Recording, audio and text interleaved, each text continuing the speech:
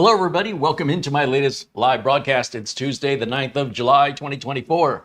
It's Update Tuesday. So if you have a Windows computer, Windows 10 or Windows 11, it's time for updates. Now, those updates they should come in automatically, but if you like to stay on top of it, you can go manually check and grab them now. There's quite a few. Microsoft does, second Tuesday of every month. Today, I have a very old computer that was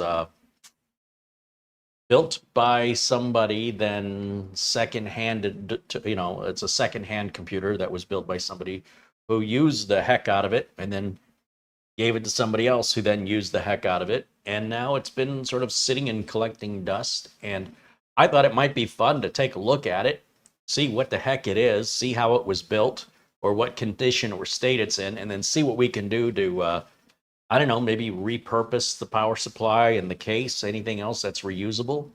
Or if none of it's reusable, start all over again. But one way or the other, make sure the owner of this computer gets a nice current model update or upgrade and have a little fun in the process, a little discovery. And it's a pretty old case. I've never seen a case with such a little tiny window before. And come around the back, it's missing the I/O panel. And it's been sitting kind of ignored.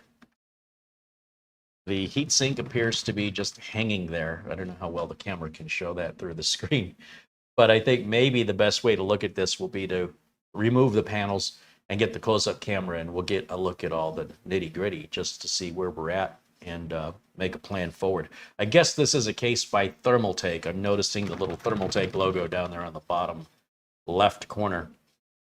And welcome into all the friends and members of the channel. As a reminder, we've got, that is part of being a YouTube content creator. The bigger the channel gets, the more harassment, the more scrutiny you get. And that's all well and good if you're being compensated in exchange for, having to deal with what non-content creators have to deal with, or smaller content creators. As a result, we've been working slowly whittling away at resolving these issues. And from this point forward, chat is going to be, it's supposed to be set to members only, but it looks like we've got moderators in there because I do see people in the chat room without the badge. So that's okay. I'm all right with that, but that's not what I thought it was supposed to do.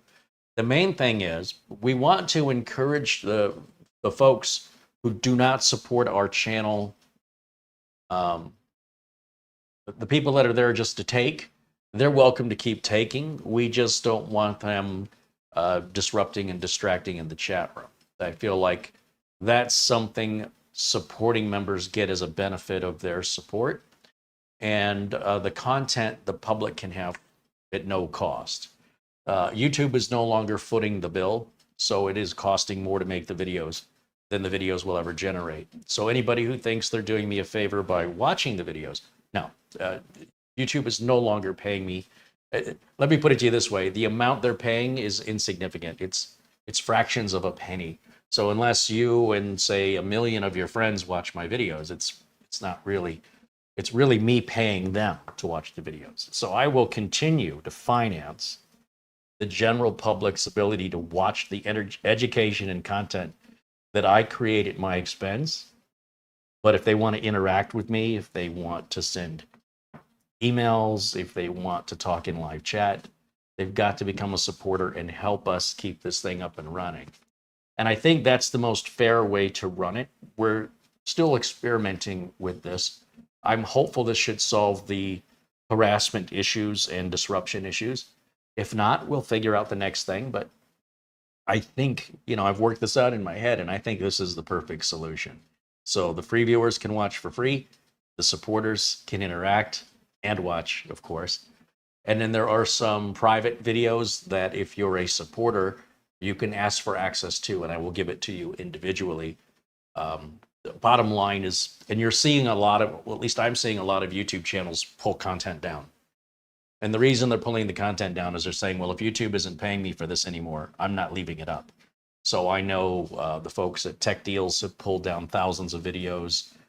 There's a few other sites that come to mind where the videos are just wiped out. They're just done. We're not doing that. We are restricting them and we want to make sure that the people we help are people that the people we help individually are people that individually help us. And then for the general public, we make that all free, you know, without any conditions or terms. But if they want a more personal experience, they need to become a part of the community. So I think that's fair. And what we're trying to do ultimately is to keep the channel running on the regular basis that it always has been, not just releasing one video a month. Because if I'm only releasing one video a month, that's because I've had to go get a full-time job. But even then, I'd still be making videos. I still like to make YouTube videos a major part of my revenue source to pay the rent, but what I want and what I can have may be two different things. So if you're wondering why the changes, just look around you, look at all the YouTube channels going away. If you can't pay your bills, you know, how can you afford to do it? So that's what's going on. And this is how we're responding to it. And, you know, maybe it'll all come back, or maybe it's all just the beginning of it fading away. But I'm not going anywhere. Thank you, Rick Lakes, for a $3 super chat. And William just became a supporter. Welcome in, William. Thank you for becoming a supporter. And then earlier, David Graham with a $2 super chat says, my daily admission. That's kind of you. Thomas Backenstow renews his membership. Thank you, Thomas. And I think that'll get us caught up here. So this computer's had a long life, and it's been disabled for some time. Now, I don't really know much about it. I don't know what CPU it's got, or RAM, or motherboard. You're seeing it more or less you see as much of it as I've seen at this point. And it's quite dusty. It's got a sticker on the back. What does the sticker say? Oh, well, this says it has a system number back here. So that would imply to me that what I was told may not be accurate. But given the age of the computer, it's quite common people forget, right? So I was told that this was bought or built by somebody. But if it's got a system build sticker in the back with a serial number, then it was already built by a company. Because you wouldn't put your own serial number on your own build. Nobody does that. Regardless, the reason I ask these questions is to get an idea of how this was built. In theory, if it's built by a professional company, it should look professional on the inside. On the other hand, in the 13 years since it's been built, let's say, who knows how many times people have gone in there and changed things. Maybe it's not the original board. And maybe it's a mixture of both stories. Maybe they bought a pre-built, and then maybe they upgraded it themselves, and then maybe after 10 years, they passed that down. I don't know. I'm curious if the machine is actually 13 years old, because I see blue USB 3 ports up there, which suggests to me the machine's not that old. But I'm trying to think how long it's been since I saw my first USB 3 ports.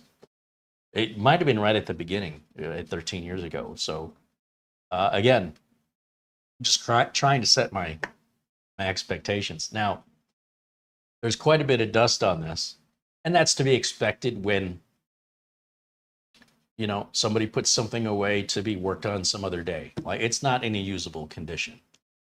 And, you know, someday when I have the time and I have the money, I'll upgrade it. I think we've all been there.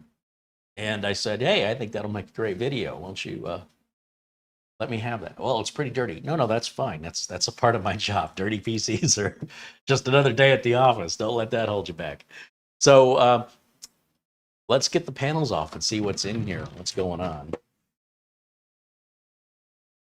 This also has USB and DisplayPort, so even that's not that old. I mean, the way they were making it sound, I was thinking this thing was going to be VGA only or something. Not that bad. All right. I'm sure it's ready for retirement. Oh. Okay. Here's what we got on the inside. You know, I think what I'm going to do Just grab a microfiber cloth here and we'll wipe down a little bit of this as we get to it. We do live in a desert, you know, so dust is just a part of everyday life here in Phoenix. Peter VZ with a €3 contribution. Thank you, Peter. Peter joining us from Amsterdam. Raj D renews his membership, now a member for 15 months. This is Hello Carey in chat. Right on. Well, thank you for that, Raj. Thank you for continuing to support the channel. All right, so what I'm going to do, set that panel there, and we're going to grab this camera. Now, look, I don't have to reuse this case. We'll take a little vote on what we should do here, but if it seems fine, we'll go ahead and reuse it. If not, you know, I have plenty of spare cases laying around. I'm just trying to save money and save the environment and reuse what we can, but not to a point of detriment, not where we're going to be holding ourselves back. So I've got the camera out, the close-up camera, and yeah, it's quite dusty in there. And we're going to just take everything out of here. But first, as we remove items, we'll see what they are and determine if there's trash or treasure pile, I guess. Trash or treasure. So I'm going to put on my glasses. I'm going to get my screwdriver. And I need my mouse to control OBS. Greg Casabona, thank you for the $10 super chat. All right. Let's see what we got going on here. I think the first thing to do would be to get a good before shot, right? This is completely unaltered. I've done nothing for dramatic effect. This is exactly the way the machine's been given to me. Let's take a look at what's going on. Let's go to camera one. No, close-up camera is what we call this one. There it is. Okay, let's see what's happening in here. Well, I can understand why this is off. That piece is bent. It looks like maybe somebody tried to pull this off without unlocking these little towers. So these little towers, they turn in a clockwise, is it clockwise or counterclockwise? They have a little arrow on them. And when you turn in the direction of the arrow, and then you pull up on it, you should see the little post rescind, and then this whole tower pulls straight up, and then that's how you would remove this from the motherboard. So that is done. The good news is these are a dime a dozen, so that can go in the recycle bin regardless. Now, as for the CPU, what do we got in there? It's still something I have to get used to looking at the screen that you guys see, because my screen is a fraction of the size of yours. This looks like a 4th generation Core i5. That would put it about 10 years old. We're on the 14th generation now, and there's a new generation approximately every 12 months, every year. So that's a good way to approximate, although not with precision, but close enough to get you in the ballpark of, you know, as a tech or as somebody helping a friend, what are we working with? You know, how old is it? Is it worth trying to repair it? Not if it's 10 years old, but is it worth upgrading it? Well, if the case is still good, yeah, we can save the case. But here's the thing. We only have a 430 watt power supply, and that's going to be a far stretch to power whatever this is. So even though this power supply may still be adequate, it's let me rephrase. The power supply may be 100% functional, although we don't know for how much longer, right, based on its age. But even if it was good for another 20 years, this power output is very minimal by today's standards. And especially if you're going to add a discrete graphics card to it, I would venture to go so far as to say this is not enough for this current config. Now, what is this? This is another video card. I don't know why, but we have video card here, we have a video card here, and we have a video card here, which is basically in the CPU. This is when I used to work at Best Buy, people used to bring in computers they built themselves or a friend built them, and they would quite often have like 3 or 4 sound cards or 2 or 3 video cards. They were not bridged. This doesn't make any sense to me. And it's not even plugged in. it seems to have fallen out of its socket back there. And that's why I enjoy doing real content, not benchmarks and, you know, not, hey, we screwed up some computers. Let's see which one of these two enthusiasts can fix it faster. Kind of goofball games that are just unrealistic, because what you see in the real world, you cannot really emulate, because you just don't know what it's going to be. It's always different, and it's always a little bit surprising. Like, you know, how did this ever work to begin with? Which video card worked? So it's not really to make fun of anybody. It's a genuine, like, I really don't understand how they knew how they would get any signal out of this. How did they know which video card to plug into? Because I can guarantee they all didn't work at the same time. And with this little power supply, how did it work at all? How was this able to deliver enough power, not just one, but two different graphics cards, plus the motherboard and CPU? That had to be pushing this right up past its limit, I would guess. And that's all you can do when you're at this stage, is guess. You know, how did we get here? Same as it ever was. But let me, and you can see we're pretty dusty in there, but again, that's not a big deal. We see that all the time. I mean, I'm sure this is fine. The DVD drive, it doesn't matter. We got some RAM in here, which is what, DDR3 maybe? DDR2? Pretty old stuff. I think at this point, there's very little we can recycle out of this. I'm not even sure it's worth recycling the case, to be honest. If we're going to change the power supply, and we're going to change the motherboard, and the CPU, and the cooler, and the RAM, and the video cards, actually, we could probably reuse that video card. But that video card, that's running off of PCI Express power. So you can get about 75 watts out of there. That's it. Anything else, you got to plug in an additional power cable. So whatever this is, it's pretty outdated. So what I'm thinking, I have two choices here. I can tear all this down, wipe it clean, put a new, you know, we have prepped boards we can put in here. This is a micro ATX, but we could do a full ATX board.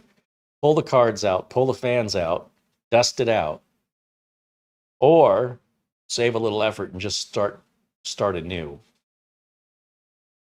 Because really the only salvageable thing here, like, I would not salvage these fans. I think they've already had a full life. I'd get rid of that one.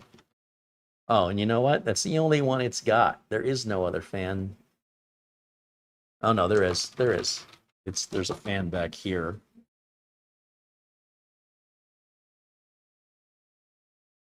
Odad's. That is a burger joint in San Diego. Good place. All right, let me think about this. Let's go to camera one, I think. We'll turn off the close-up camera because, yeah.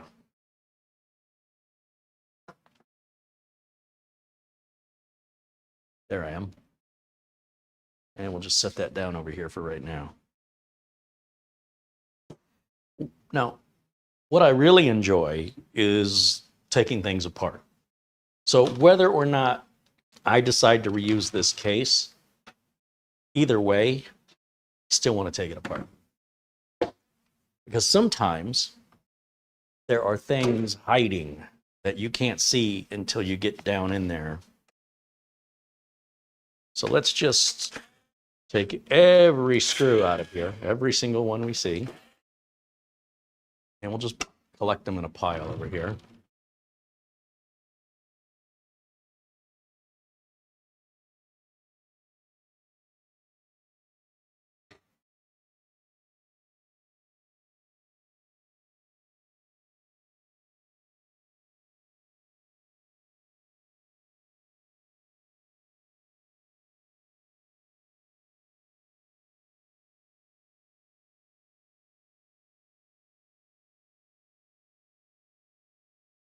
There you go.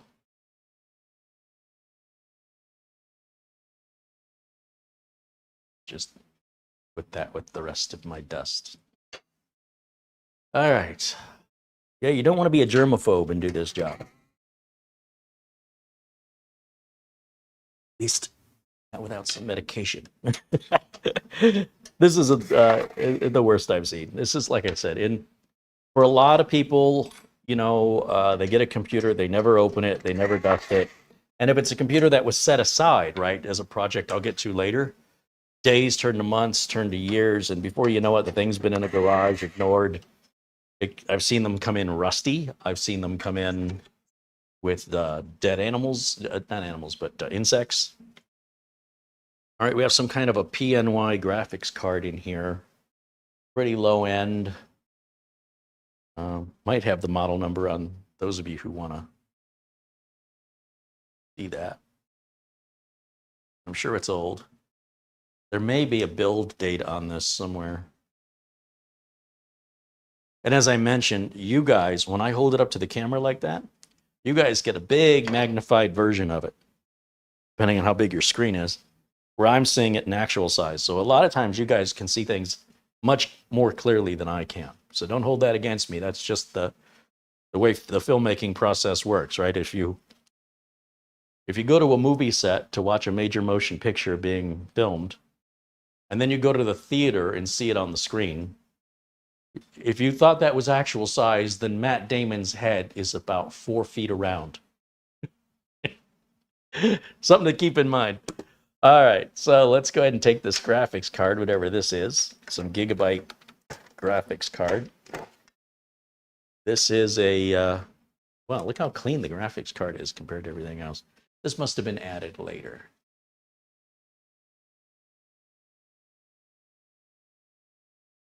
Can we do the peel? Did they leave the protective? No, maybe they didn't. And it looks like the protective plastic was left on it. Anyway, this is what?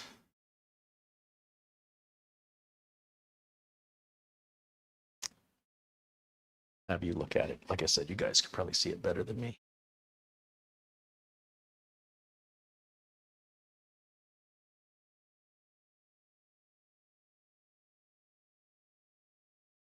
All right, let's just put that over here. Now, as far as any sort of cabling goes, the general rule is we remove all cables. You don't really... SATA cables are pretty simple. I/O cables are simple. We don't have to mark them and say, well, this went to this drive and this went to that drive. It's okay if you feel the need to do that, but after you get enough experience, you realize they're all the same. And if the cable fits and it reaches where you need it to go, you got the right one. And if you don't realize something needs a cable to work, then you may have a ways to go to learn, but it's a good way to learn. But we just go ahead and just blindly take everything off of here. If we see a cable, we remove it until we don't see any more cables. All right, and I can tell this board is not being held in properly. So whoever installed this, either they didn't have the standoffs or the motherboard tray back here doesn't have a place for the standoffs, or it does, but they didn't use them, right? To me, that's suggesting somebody kind of did a half-assed job. They said, close enough. Why do it right? You know? It's not something that's entirely necessary or that makes a big difference with regards to any reliability of the computer, or it's really just about the quality and pride of the workmanship, where somebody said, look, in my opinion,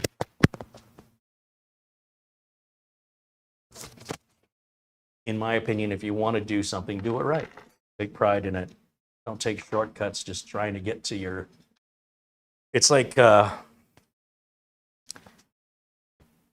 buying a book and then just going right to the last page. Like, it just takes all the point of the whole adventure of reading the book. You're not rewarding yourself. To me, that's punishing yourself. So to me, to not do everything correctly is really just punishing yourself. But regardless, it's not that big of a deal. It's more of an attitude than it is a real concern regarding reliability.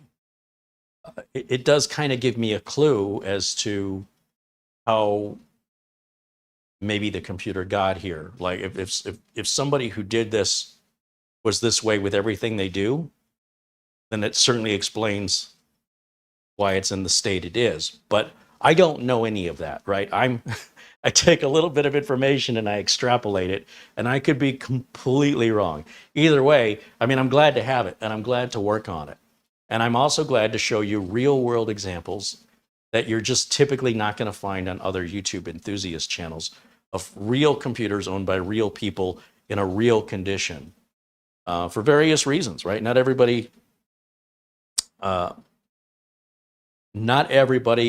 has a computer like this at home, but many people do.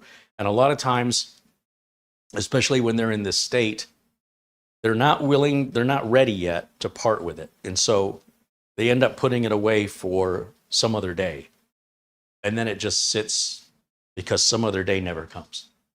And then eventually, by the time they get to it, they realize so much has changed, there's very little that can be reused. In other words, the longer you wait to try and upgrade anything, the less likely you're going to be able to upgrade it.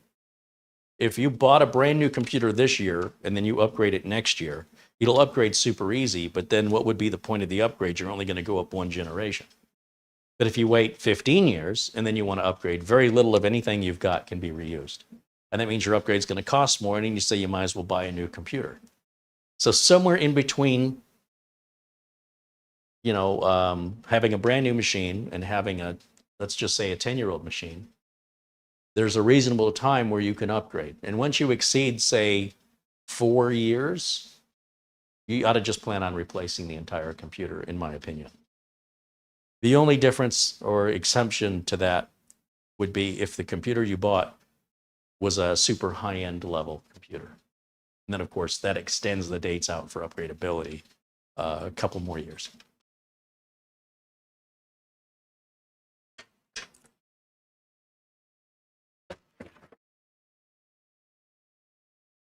Okay, so here's our Thermaltake power supply. Just put that down here. And this is front port umbilicals, front port umbilicals, front port umbilicals. These are quite interesting. These, you twist these one way or the other. Because, screws are so hard to turn, and you still have to use screws on the other side. So explain how that made any sense, other than increasing the cost of the manufacturing of the case. Now, you didn't necessarily have to put screws on this side when you're using this side with these disconnects. However, when you're shipping a computer and you're only securing one side, and even then it's not that good of a secure, it just kind of locks this piece against whatever you've got here. And if you say we sent this FedEx across the country to Florida or New York or something, there's a great chance that this would just come right out. Now, this also appears to be a door. Now, what surprises me is you don't typically find doors on cases still attached after about 3 or 4 years. These typically break off within the first 3 or 4 years. So kudos to Thermaltake or to the care of the owner that maintained this. I'm surprised this door is still attached. These doors are just an overall bad idea, because what this door does is it restricts access to the computer. If you were to put this computer to the right of I don't know where your computer is, but for a lot of people, it's to the right. So if this computer was to your right and you went to open this door, the door would be in your way. To get to the DVD, you got to work around the door. So that means for efficient access to this case, you must put the case on the left. You have no choice. This door is not reversible. Why would somebody voluntarily restrict placement of the PC because of a door? So then the doors always break. Like I said, it's been a long time since I've seen a case this old with a door that still works. That right there, that's museum quality.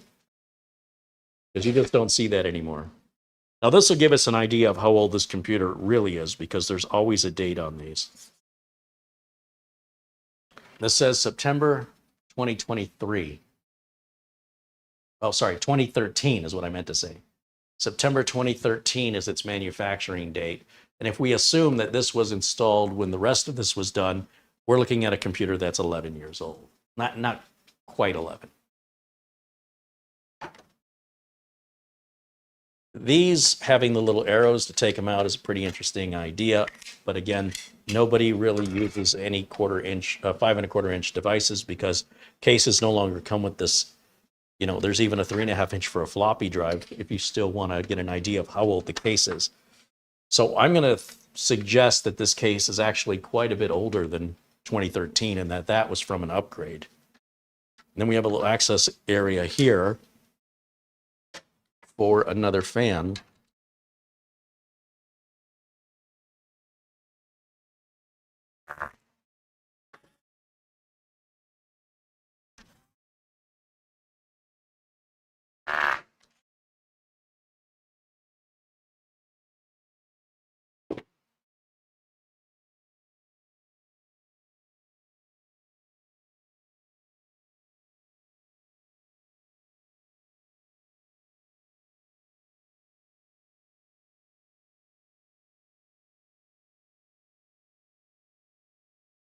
All right, so what does it look like now?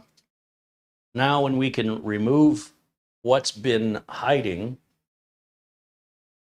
let's go back over to the close-up camera and get an idea.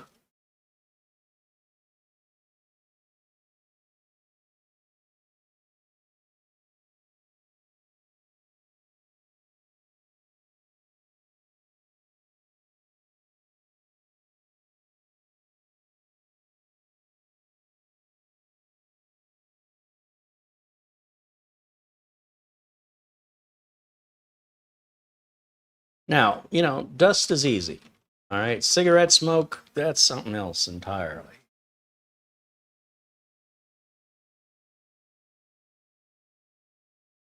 And, you know, whether we hit this with the leaf blower, we could take these things out. Once again, this is more of the same. We just give that a little twist. Twist. Twist. Again, all these little things, they add to the cost of the case. And, you know, versus just putting 2 screws in. I don't get it. But this was a trend for a while. If you're ever in this situation and you feel like, okay, I'm just going to replace the case, save your standoffs. Those are the kind of things that haven't changed over 30 years. They're still this, and these aren't even tight. And that doesn't necessarily mean they're going to work in any case, but you might find a case they can work in. So I would definitely save those along with any spare screws. And we can see we've got a screw missing here.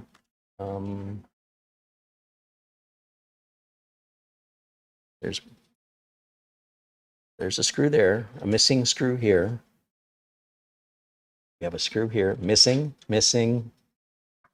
So there's more missing screws than there are installed ones. This thing is barely being held on.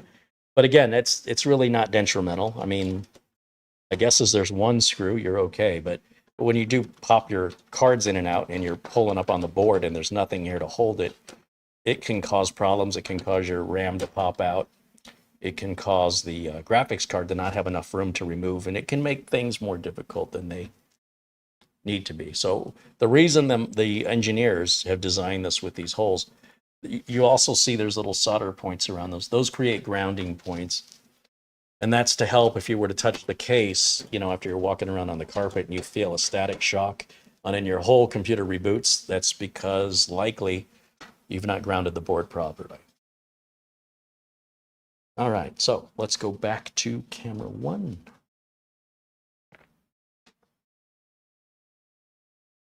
Let's take a look at the top of this.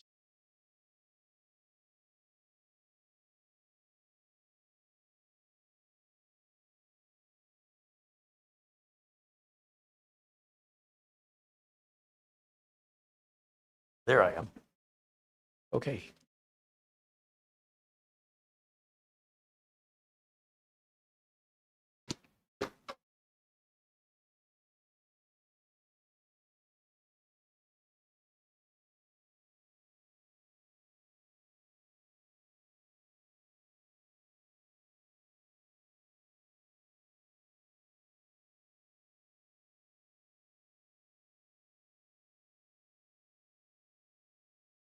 Yeah. So all I've done is taken out 2 screws. And as you can imagine, as the screws loosen up, if this computer's moved around a lot, you end up with a board that just gets really, really insecure in its position. And this can create all kinds of weird anomalies, random reboots. If it were to slightly move a little left or right and make contact with any parts of the tray, then it shorts out and then the whole system reboots. And then you think, oh, I'm going to diagnose a problem, when all it was just a combination of not having enough screws and then having the screws start to back themselves out over time and become loose and allow for that movement.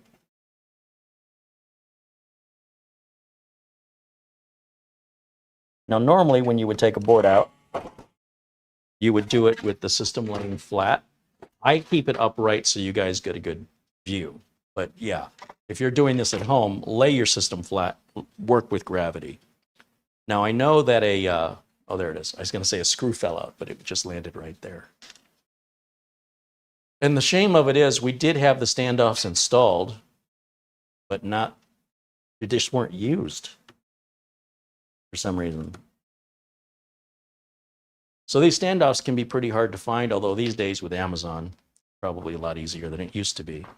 So, but I created a habit of always saving them. I mean, I have way more than I can ever use, but old habits die hard, you know? When I first started, they didn't give us any spare screws or tools.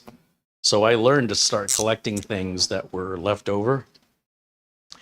And then I ended up collecting way more than I could ever use, and I've never stopped collecting ever since.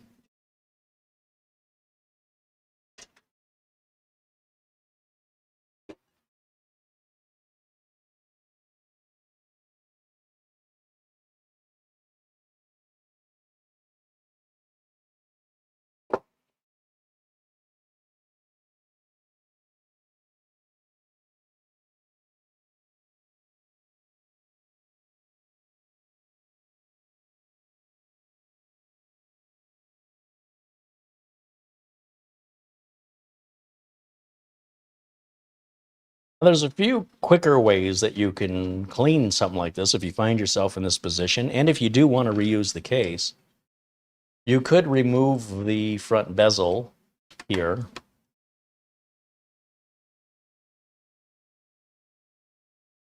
So that all you have is a metal case, right? Just take the front bezel off.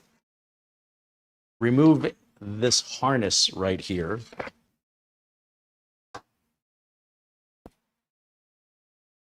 Did I put my screwdriver away?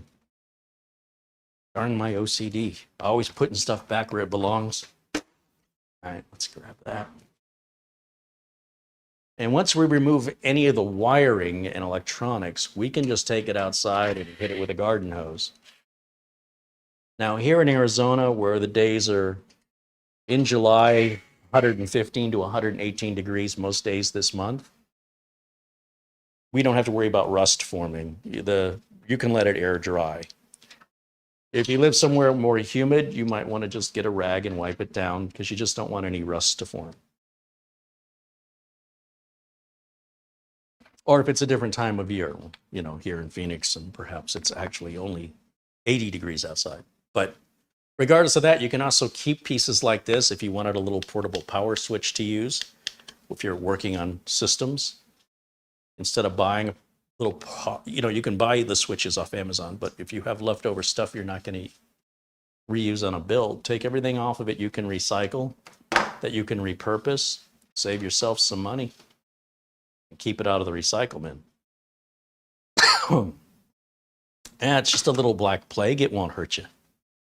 Never killed anybody recently. Let me get this out of the way. Let's clear up some space here.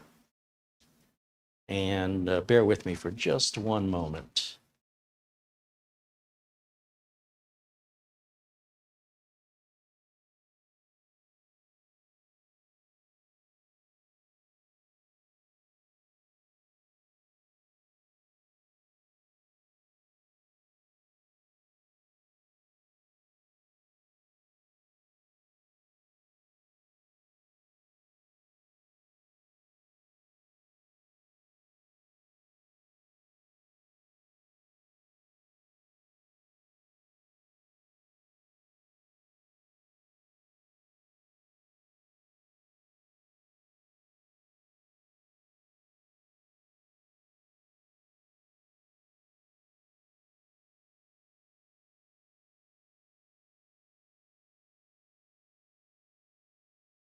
Okay, I am going to wash my hands real quick.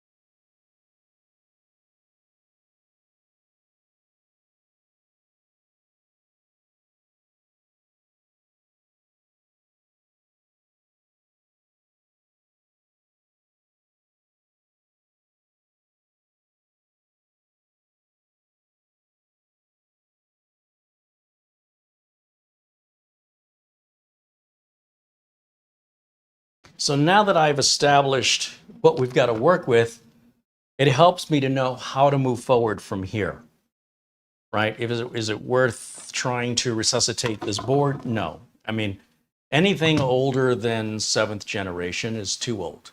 You need 8th generation Intel or newer to be Windows 11 compliant, and any amount of money you spend trying to get anything older than that working could go towards buying a used generation 8th generation Intel board for probably less money, no effort. It's already working, it's already built, it's already tested, and it's already Windows 11 compatible, and you won't have to put any more money into it for quite some time. So at some point, it doesn't make financial sense of anything older than 8th gen or 7th gen or older. Any amount of money you put into that is just flushing it down the toilet and wasting your time. At least if you want to continue running Windows. Now, these RAM modules are even likely never going to be used again because these are just, well, these are 4 gig DDR3. This one is. This one is a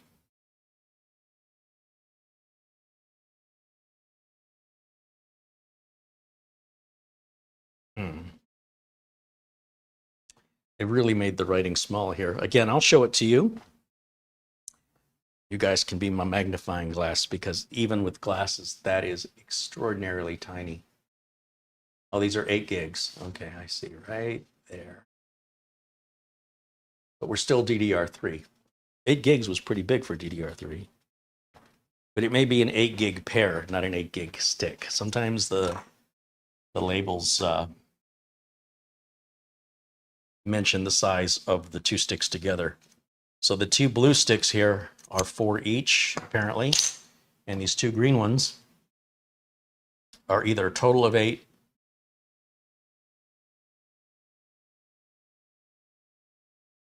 Yeah, I don't know. Anyway, it doesn't matter because they're DDR3. We're not going to reuse them. But they were installed in the correct slots. Now, when you leave a computer unplugged a long time, that little coin cell battery, that 2023 battery, that gets drained pretty rapidly. When you normally keep the computer plugged in, even if it's off, that battery isn't really used. So it's really just going to drain when the power's been cut. And so if the power's cut for months or years, that battery will probably be stone dead pretty darn quickly. We're talking with Mike's Unboxing and Reviews, who had mentioned that the CR2023 battery is 20 millimeters wide and 2.3 meters thick, hence 2023. I never knew that. I'm looking for one of my smaller screwdrivers here.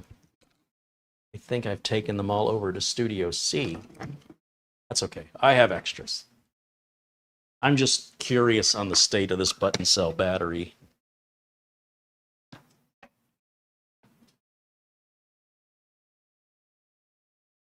I'll bet you it's dead as a doorknob.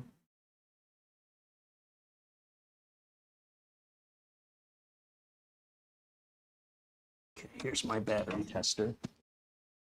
So I used to have a battery tester that had a little meter that went up, right? At the top of the meter was good and the bottom of the meter was bad. But the problem was it wasn't showing me the voltage. So some coin cell batteries will be like 1.5 volts and some are 3 volts. but the device itself wasn't showing me the voltage. So if it said it tested 1.5 volt batteries and I put a 3 volt button cell in it, it said this battery is really good, when in fact, that just meant the battery was sitting above 1.5 volts. Might have been sitting right at 1.5. So I realized that battery meter was trash and tossed it away, and I bought another $3 battery meter. And this one will actually give us the voltage. It's completely dead. Wow. I mean, I got nothing. Turn it the other way. Is that the problem? No, this is an aluminum can at this point. It's got nothing. Now, I want to make sure that my battery meter hasn't died, you know, because these $3 battery meters aren't exactly the most well-built things. On the other hand, there's not much to go wrong with them. But I should have a battery in here I can test with. Maybe a battery down here somewhere. Yeah, here's a battery. This battery is actually a garage door opener battery. It's a little bigger, but it should still let us know if we're, oh yeah, a little over 3 volts. So that other battery is so flat that we're getting no reading off of this, as though no battery was ever put into it to begin with. So that is definitely toast. I mean, I kind of figured it was going to be bad, but that is beyond bad. That is returned back from whence it was, materials it was originally made from. It's biodegrading back to carbon. I don't know. All right. The motherboard is an MSI B85M-G43. So those of you who are doing your computer archaeology today and were kind of curious what chipset or socket type this board was, you can see there's the make and model of board right there.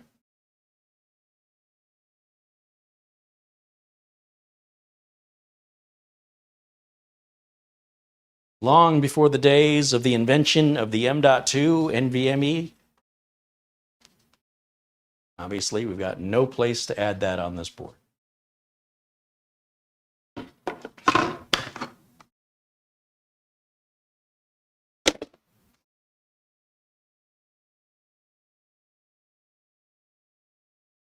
So here's what I'm going to do for right now. In order to keep all this together, I'm going to grab just a shopping bag, because we don't care about static discharge or anything like that on stuff like this. And we'll just keep all this together.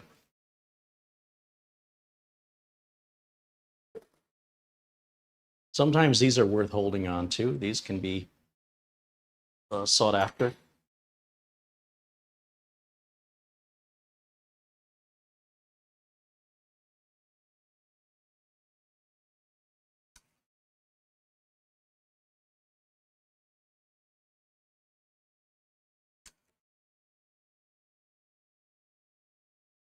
So here's the problem. Are we repairing this computer? Well, kind of.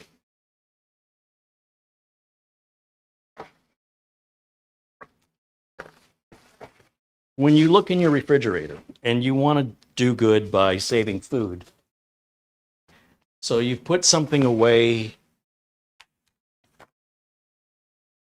for leftovers later, and it's been a couple weeks, and then you go to those leftovers and you realize they are pretty moldy, and you can cut away and eat around the mold, or you can just say, you know what, for what it'll cost to make a new meal and to not deal with any potential negative consequences, probably best to just go ahead and throw it away. And so that's where we get with computer repair, is that we could repair that computer and end up with an obsolete computer that still runs, but is not and never will be Windows 11 compatible. And the cost of repairing it will probably be equal to or greater than the cost of replacing it, while also taking more time and having no warranty and having a lot of uncertainty of how long is this going to last. Because of the age of the components, they're more likely going to fail than new components. As a result, it doesn't make much logical sense to spend $300 to rebuild an old obsolete computer versus spending $300 or $400 to just have a brand new computer that's 14 generations or 11 generations newer, with modern Wi-Fi and NVMe slots, and modern processors and cores and frequencies, and probably going to be problem-free for the next 4 to 10 years. You understand what I'm saying? Like, why would you self-torture and waste money just to get you by another few days without any reassurance, when for about the same amount of money, you can start clean, start fresh? It's like, we'll get back to the food example. I just cooked something in this pan. Should I wash the pan? Or should I just keep cooking in the same pan? Some people will use the same pan and they'll mix eggs and meat and all kinds of things together. On the other hand, I also see people with Teflon pans where the Teflon is coming up off of the pan. The pans can be expensive. They don't want to buy a new pan. But instead, what they don't realize is they're eating little bits of Teflon they can't see that's coming off the bottom of the pan, and that's a known carcinogen. So now you are potentially poisoning yourself, potentially giving yourself cancer because you don't want to spend $30 on a new pan. I do see people harm themselves rather than spend a tiny bit of money. I won't do that to myself. So what you're about to see me do here reflects that attitude, right? Some of you are like, well, that could have been salvaged. Yeah. And those are the same people that'll drive through dumpsters and pull things out of the dumpsters. Where's your dignity? Where's your humanity? How bad are things that you have to pull stuff out of dumpsters? If I was somebody that was pulling stuff out of dumpsters, there are certain members of my family that would want nothing to do with me. They would find that disgusting and primitive and uncivilized, and that they raised me to be better than that. It may be very judgmental, but I understand there's exceptions. Somebody throws away something and it's at the side of the curb and you're not actually physically getting into a garbage can. Hey, that's a 55-inch television. I'm sure I could fix that. It might be fun. I'm with you. But if you have to move around trash cans and potentially get poked by needles and broken glass to recover a computer that's 15 or 20 years old because you might be able to get it running again, I think I might know why you're in that position to begin with. So again, I wouldn't tell anybody not to do it. It's your right to, you want to jump in a dumpster, you go for it. But there's a reason why that was thrown away. And if it wasn't worth somebody's time, it shouldn't be with your time either. So let's get this cleared out and let's do something right. If we're going to spend time, and our time on this planet is limited, let's make the most of it. Not only for ourselves, but for the people we're helping. Let's try and help them once. Get it done right the first time.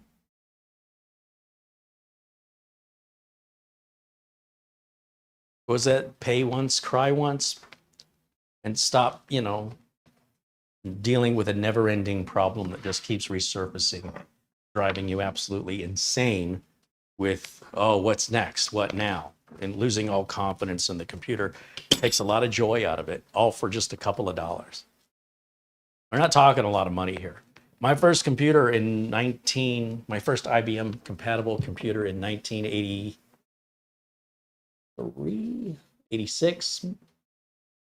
was $1,200 in 1980s money, when minimum wage was $3.35 an hour.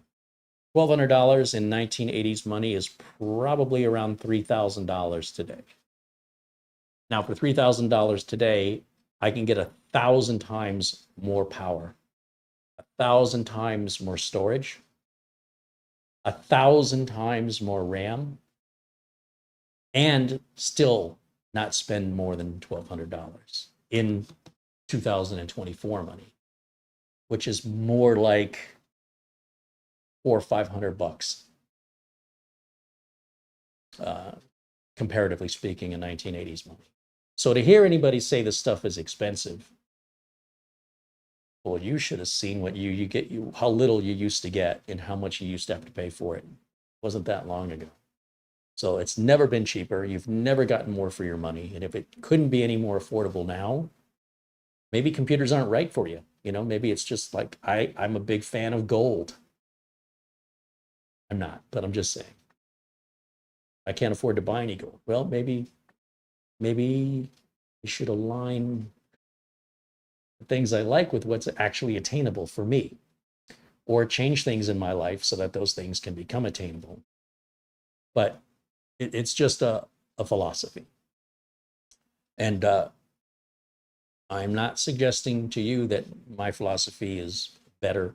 It's just an explanation of why we're moving forward in this project in the direction we are, by understanding the person that I am and the decisions that I make and the liabilities and responsibilities that I take on and the scale of operation that I have, where I can't afford to keep having to go back and service a client.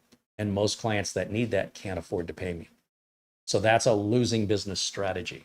Your customer will be happier. I will be happier because I won't have to keep going back out. And I'll likely get referrals and recommendations from them if they're happy, you know, with the quality of the machine, reliability, the cost, the timeliness of how long it took. That will be better than any advertising I could ever pay for, that I can't afford to do anyway. So hopefully, you know, what comes around goes around. And if it doesn't, I'm still okay with it because it's still my karma at the end of the day. All right, let's see what we got going on in the chat here. Paul says in Canada, parts are almost double the price of the US. Well, the Canadian dollar is almost half of a US dollar. So that it's more or less about the same. A little bit more, but not as much. Canadian dollar is not worth an American dollar, nor is an Australian dollar. So the perception that parts cost more negates the point that the dollar's worth less. It's not a fair comparison. Alash says that motherboard was released April 22nd of 2015. 9 years old. All right.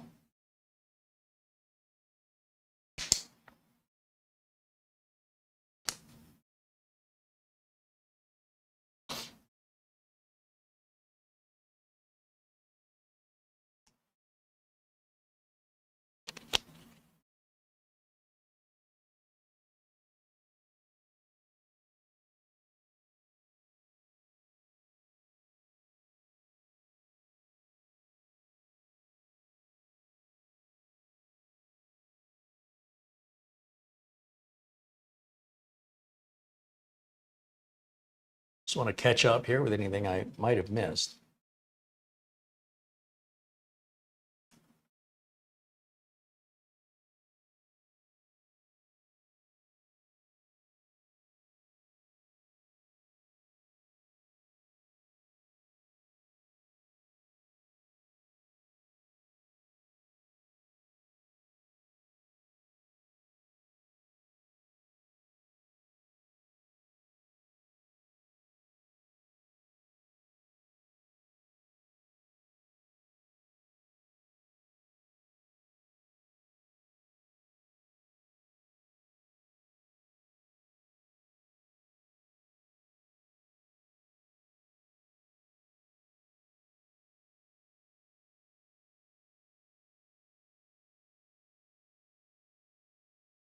Nick Poverman posted a link for the motherboard. Thank you for that, Nick.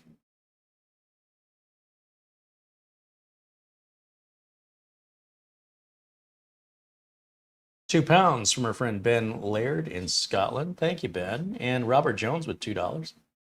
Thank you, Robert.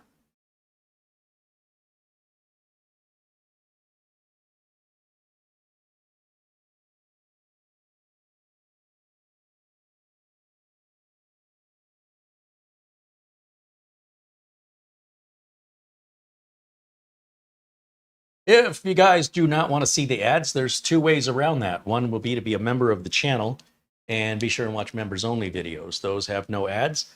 Or to become a YouTube premium subscriber, or don't watch the videos. It's gotten that bad now that the view itself is no longer worth anything. So it's worth so little, it's basically nothing. So the idea that you're viewing the video is payment enough, no, not anymore. Unfortunately, YouTube has changed that. And so it now costs us money for people to watch videos. So if they're gonna not like the ads, then they, they can complain to YouTube, but somebody's got to pay for the content. So whether that's through memberships or through YouTube premium subscriptions, the consequence of watching the videos without giving anything back is those ads. There's nothing I can really do about it, or I don't make videos anymore, and that solves the problem. But that's not really an option for me. I'm going to make the videos anyway, but just so you know why the ads are there. And members only videos do not have ads. They never have, and they never will. Okay, so let's see. What case do I... Oh, I know what we can use. I know what we can use. We have our friends over at FSP sent us this case. And they said, hey, would you be interested in reviewing this case? Now, the problem with reviewing a case is they're not sending me a motherboard or a CPU, RAM. They're not sending me a power supply or a video card or an operating system license. They're just sending me a case. So for me to review that, I have to invest about $600 worth of parts. So when a company says, will you review this for us for free, it's going to cost me $600. And then if that video going out to the general public has the commercials enabled, the monetization, I might make $200 back.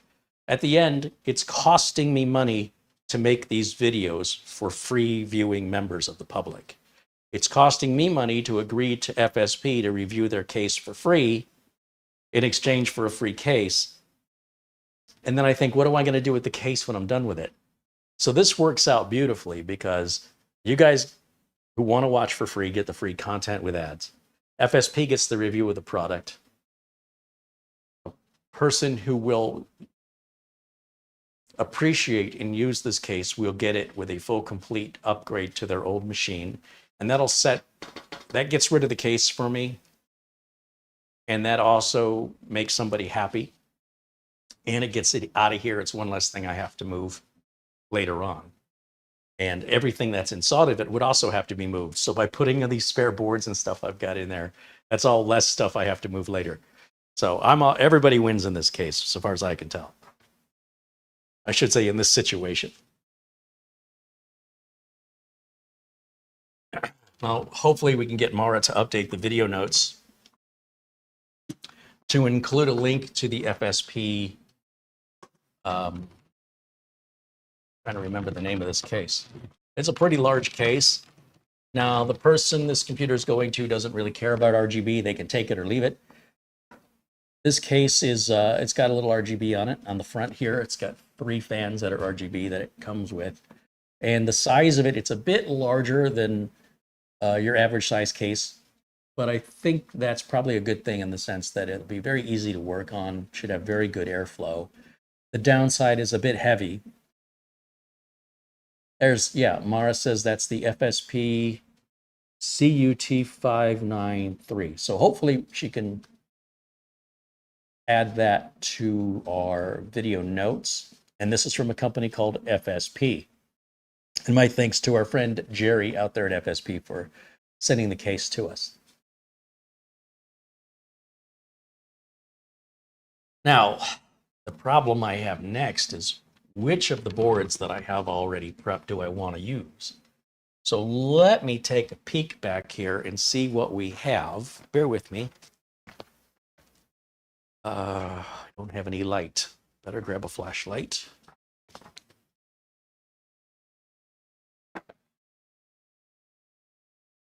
Let me see what's in the other room. What do we have? That one's not labeled. That one's not labeled. Oh, oh. Hey, you know what? Hmm. Hmm.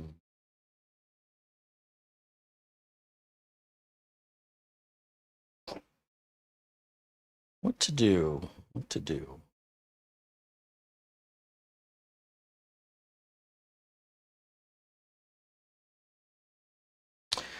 I have a board here.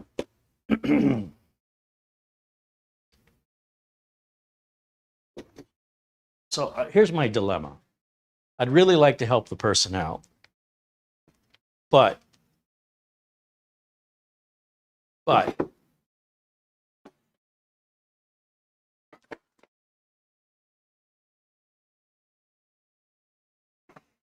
the equipment I've got has a level of resale value based on how old or how new it is.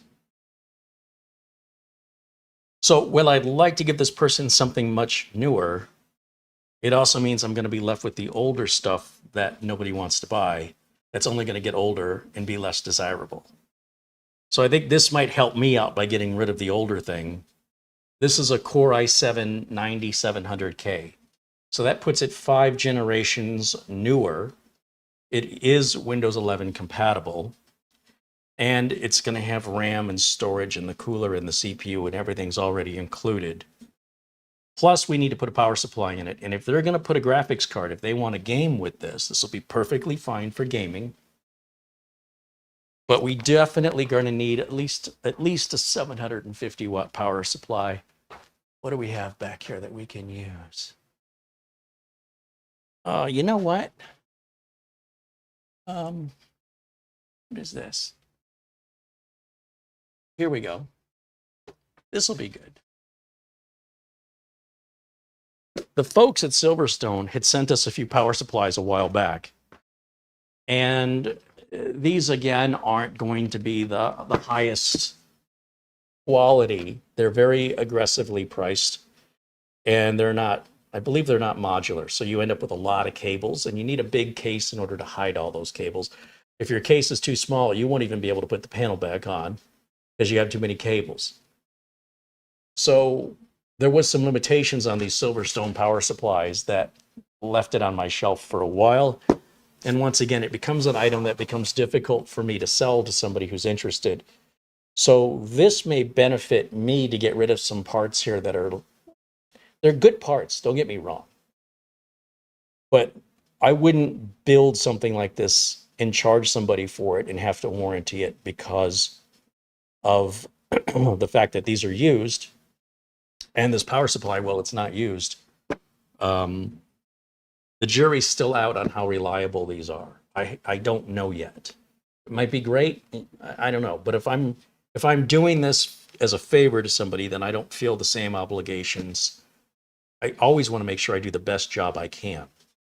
But I don't necessarily need the latest and greatest, most expensive parts to then hand off to somebody. So, you know, it's not that I wouldn't. But I'm just thinking, ain't nothing wrong with the 9700K. That's still a really fast processor by any means. And I need to get rid of it anyway. So it is kind of helping me out for them to take it. So I think that's a win-win. What do you think? Mara says she's put a link to the case in the video notes below the video. Thank you, Mara.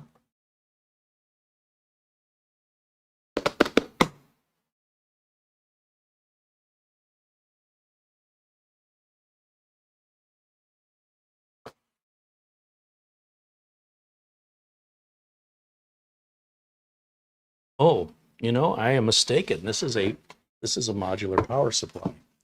So now I'm wondering if I've confused this with a different one. Let me go back and take another look. Because with a case this big, we don't need a modular power supply.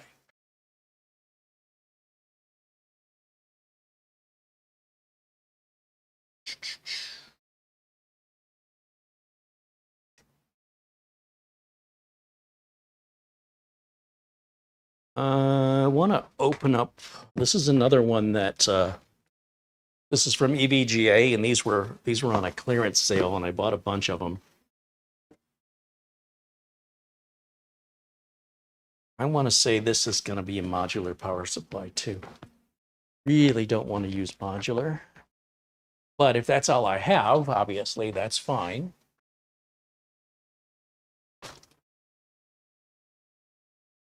What do we have up here? Thermal Tank modular, Cougar modular, Game Max modular. Well, what is this?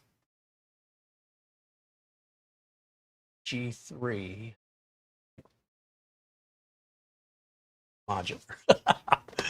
Well, it looks like I have used up all of my non-mod. You know, I think I might have a friend who bought all of the non-modulars from me because I wanted to get rid of them. And I just don't remember. It's weird that I don't have any left. That is very strange. I mean, I had so many of them, but that's okay. That's fine.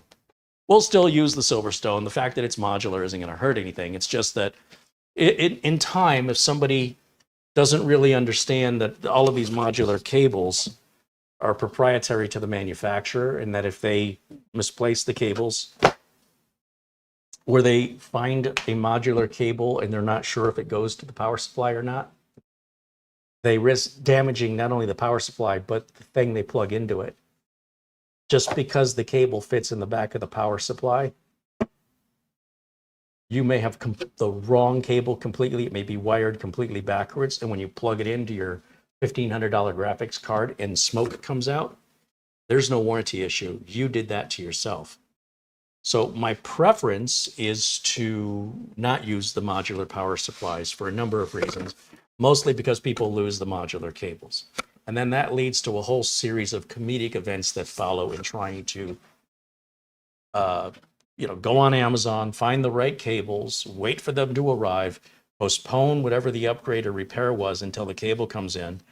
You better hope and pray you got the right cables, because when you plug it in, you're going to find out. Or just simply order a new power supply. And then the second time you order the power supply, make sure you don't get it modular this time, so you don't go back around in the Ferris wheel, back around again in a couple months or years' time when this whole process repeats itself. Of course, you can always hook the modular cables all up and then just zip tie them and put them away inside the case. That's something you could do. It seems like a lot more work than you have to. You'd simply put them away where you can find them. Now, I act like I'm saving myself a problem, but I'm under the assumption that a customer would come back to me if they had a problem. Trying to think so far ahead in this chess match that I can prevent a potential support call that could lead to having to go on Amazon and stop the repair until the part comes in, or have the sad news to tell the client that, hey, you blew your video card up because you put the wrong cable on it, or they don't know where the cables are. And so now this 5-minute job is going to take a week as we wait for parts and I have to make a second trip. And I like to help people, but more importantly, I like to make sure I put preventive steps in. And that's a hard sell sometimes. I blew out the match so your building didn't burn on fire. Well, the building didn't burn on fire. Well, that's because I blew out the match. Okay, if you say so. Sometimes people, they don't have a sense of appreciation for the problems they never had because of the steps I've taken to ensure those problems would never occur. That's a hard sell. And at the same time, if you let them have the problem just a little bit and then you come and save the day, universally, they're grateful. But if you try and convince them they would have had a problem if not for these preventive measures, they think you're full of it. It's quite often. Sure we did. Sure you did. All right, here's our power supply. Yeah, I think sometimes you just need to let it burn a little bit before you put out the fire. And if you're preventing the fires and you expect people to appreciate that, they probably won't, because they don't believe there was ever going to be a fire to begin with. And of course, I'm using fire as a metaphor for just trouble, problems.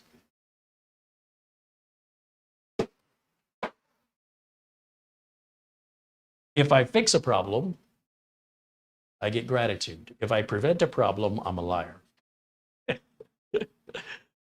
That is the nature of the work I do.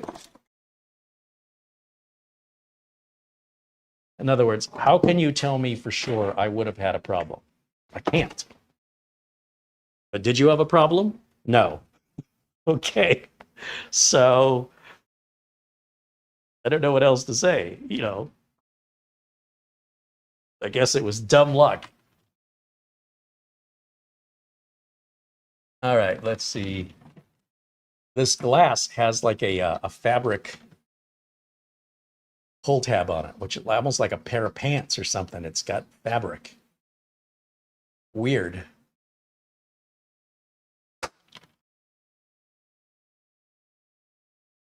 Yeah, so this is the new case from the folks at FSP. How many of you have heard of FSP?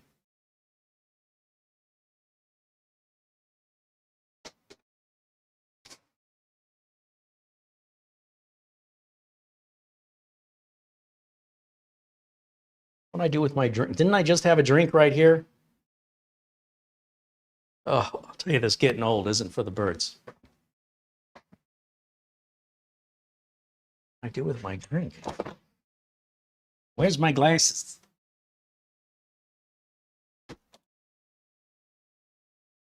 That's all right. I don't know where it went, but very confused at the moment. I guess it grew legs and walked out of the room.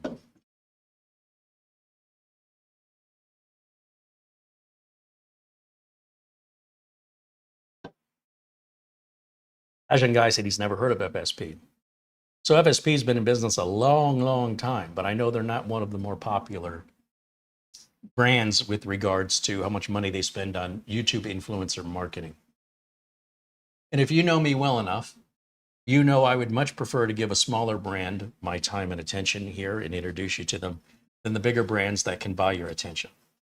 We don't need to give them attention for free when they can pay for it. So I kind of feel like, helping the underdog. I kind of feel FSP is a bit of an underdog here compared to the household names in case design. And, look, it may not be your cup of tea, but at least you should know it exists and it's there on the menu, whether or not you want to order it. You can't order it if you don't know it exists. One of the strange things, at least I think is strange, FSP has put these little dust covers into all the ports. So there's a little dust cover over the USB port. There's a little dust cover inside of the little headphone jack. Another USB port dust cover. Type-C USB port dust cover. All these dust covers. So I thought when I first saw that there were no ports there, that those were like plugs. But no, they're just dust covers. I've never seen anybody do that before. And I've never seen a port not work because of dust. So I think that's kind of a waste of materials. That's just going in a trash can and sit in a landfill.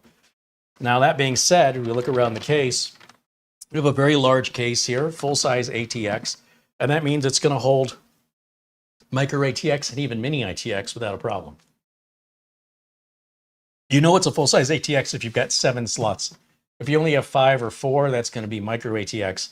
And if you only have 2, that's going to be mini ATX. We've got some cable management grommets back here. We have a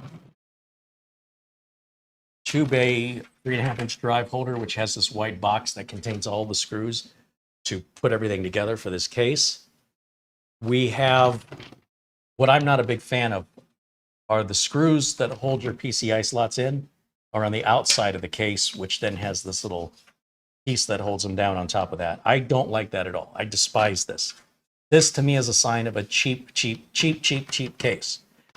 Even though this case does not appear to be cheap in any other way. This right here cheapens it. I think if they would have gone just a little bit longer so we could have the screws secured on the inside of the case, I would be,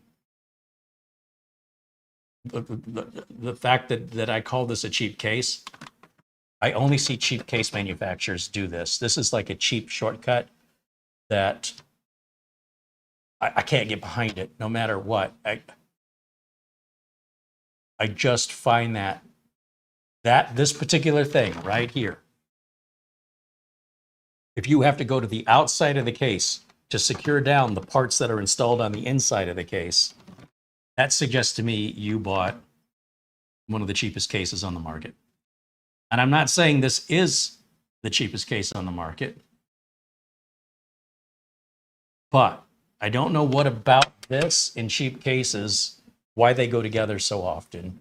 But despite the fact I would not call this a cheap case in its build quality and design, it lost my respect right here. There's where it dropped the ball. Now, that's just me. I'm particular. At the end of the day, does it really matter if your screws are on the outside or the inside? It probably doesn't really. We've got two 2.5-inch drive bays back here. And I guess I can start by putting the power supply in. We do have a power supply shroud. That is likely going to be riveted in. Again, that's a cheap case thing. On more expensive cases, there'll be a screw or something and 2 screws, and you can pull this out. And that's okay, especially if they give you a power supply frame. But they've given us no frame, and they've given us no way to remove the shroud. That means the only way to install the power supply is through just wiggling and manipulating the power supply through this one access side. And as you can see, I cannot grab the power supply with this hand. I have no way to align this power supply using both of my hands. This is a one-armed power supply installation, which requires a bit of talent. This could have been avoided by using a power supply frame that we would attach to the power supply and then slide the power supply in and secure it. You've seen me work on cases like that before. Or to have the power supply shroud be removable, or at least a portion of it removable, which this does not do. So this puts us back into cheap case category. I'm just telling it like it is. All right. You can value it however you want to value it. These are my predefined flags that I watch out for if I'm not sure. Is this a good, solid case that I can recommend or no? For these 2 reasons, this back piece here and the non-removable power supply shroud that has no power supply frame, I'm going to have to say I can't recommend it. However, everything else about it seems fine. So I suppose if the price were right, it might be a good fit.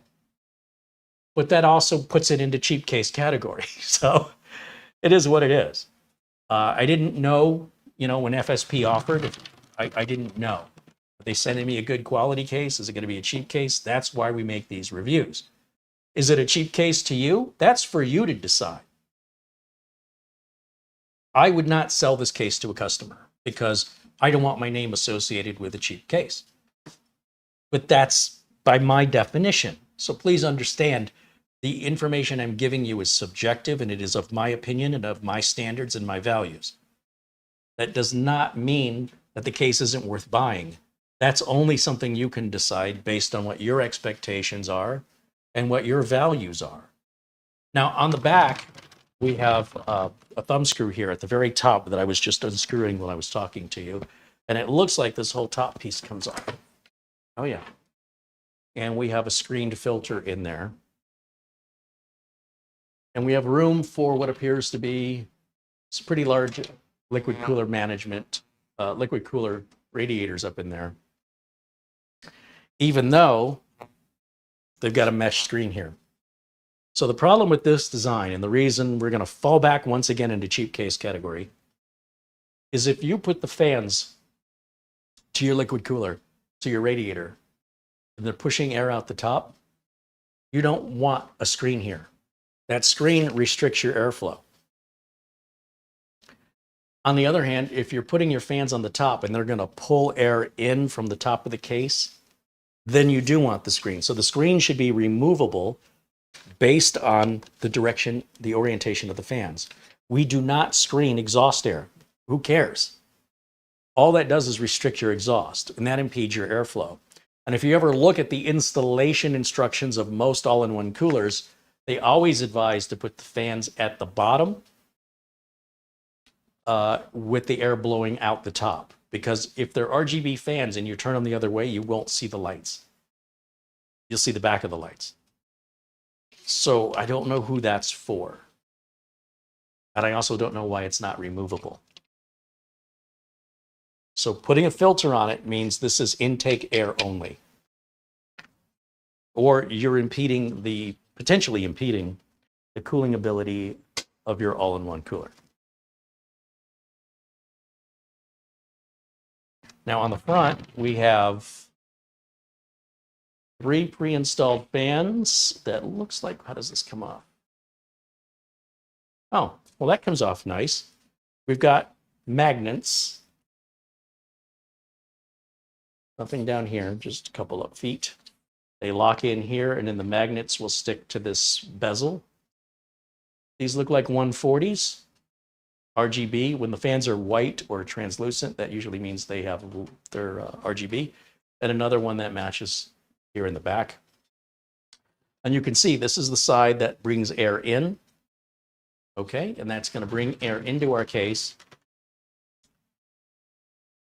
which will be filtered here. Right, that makes sense. And this fan, also in the same orientation, brings air in the case and blows it out the back. So this way, the airflow comes into the front, flows through, and then out the back. That is a nice, clean, proper fan installation. But at the same time, they light up and they're going to make it look pretty. Now, we can probably remove the bezel. There is, at the top is all of your front port umbilicals. They all face upwards. So if you put this on a desk and you're short like I am, it might be hard to see where the plugs are. Not quite sure I'm a big fan of that orientation. However, to each their own. I don't care for this. But if this were sitting on the floor or sitting down low, I would have no problem seeing it. But up here on the desk, I have to feel for the power button. I have to feel, I can't see it. It's too far up. The case is too big. So if these ports were located at the bottom or along the side, that would have been preferable for me. Now this hard drive tray has a thumb screw here.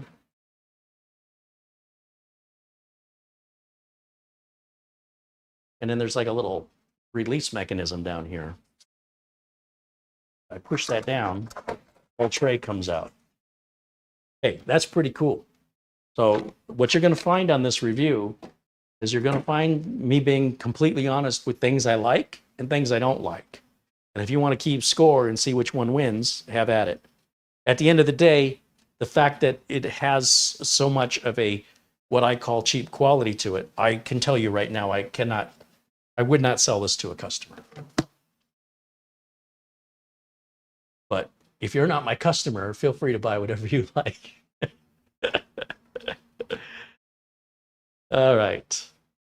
My goal isn't to hurt anybody's feelings or to tell FSP their stuff isn't good enough. I'm trying to make suggestions for how their stuff could be better, in my opinion. They may not agree, but that's okay too, right? All I can do is be honest. I hold every case I evaluate to the same standards. I don't make exceptions for anybody.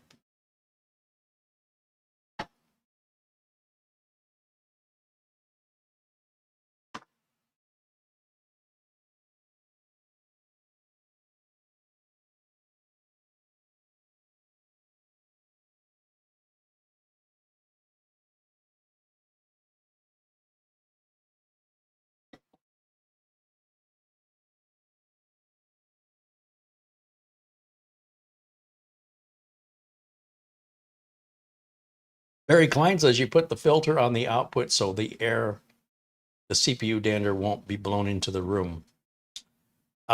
Generally speaking, in IT and in the field of electronics, you do not want to trap any dust or dander inside of the computer that can cause a multi-$1,000 part failure simply because you don't want dander in your room.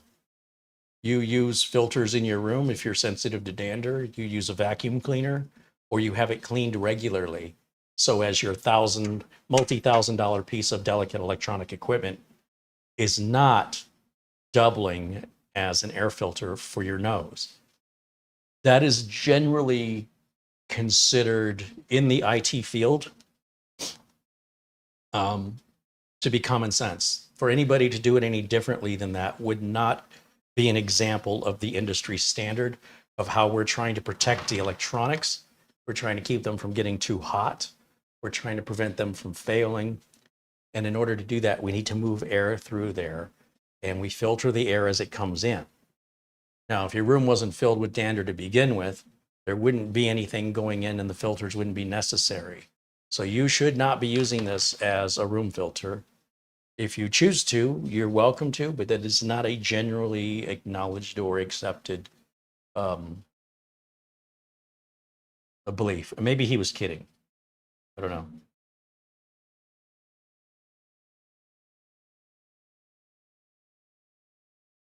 Okay.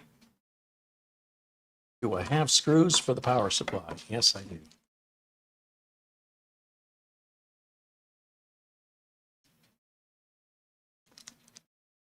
Let's go to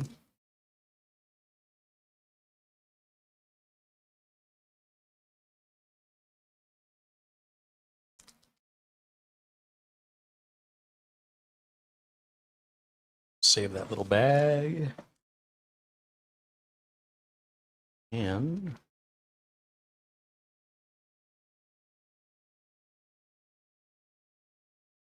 do my little struggle to get the power supply in.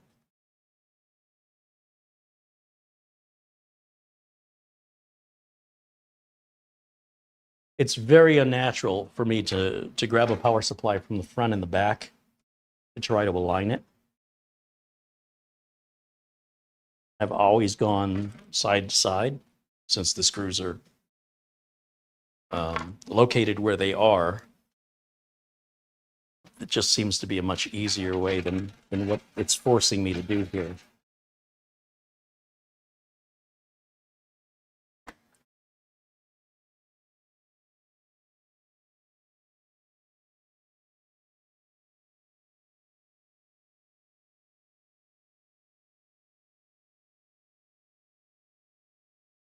Okay, power supply's in.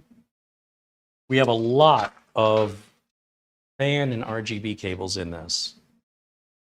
And surprisingly, not a lot of room for cable management. We're going to ding them on this as well.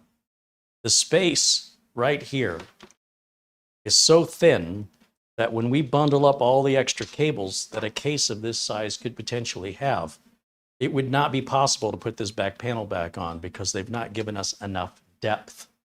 What they have given us is a little area down here that we can shove cables down and a little recessed area for any few cables that might be up here at the top. That's it. Where there should be a big indentation is right here. At the very least, this should be sunken in, or for a case this big and deep, this motherboard tray should not be this close to the edge. There's almost no way for me to get the screwdriver in there. That's how tight it is. So how are you supposed to fit a bunch of cables and RGB and stuff that would populate a case that has the potential to hold that much stuff? You'd never be able to get this panel on. So there's another negative that I just discovered. And that's unfortunate because they've given you everything you need to really populate this out well without any thought to where your cables are supposed to go. And if you put a 3.5-inch drive bay down here, if we put that back, you've just lost half of your cable management space right here.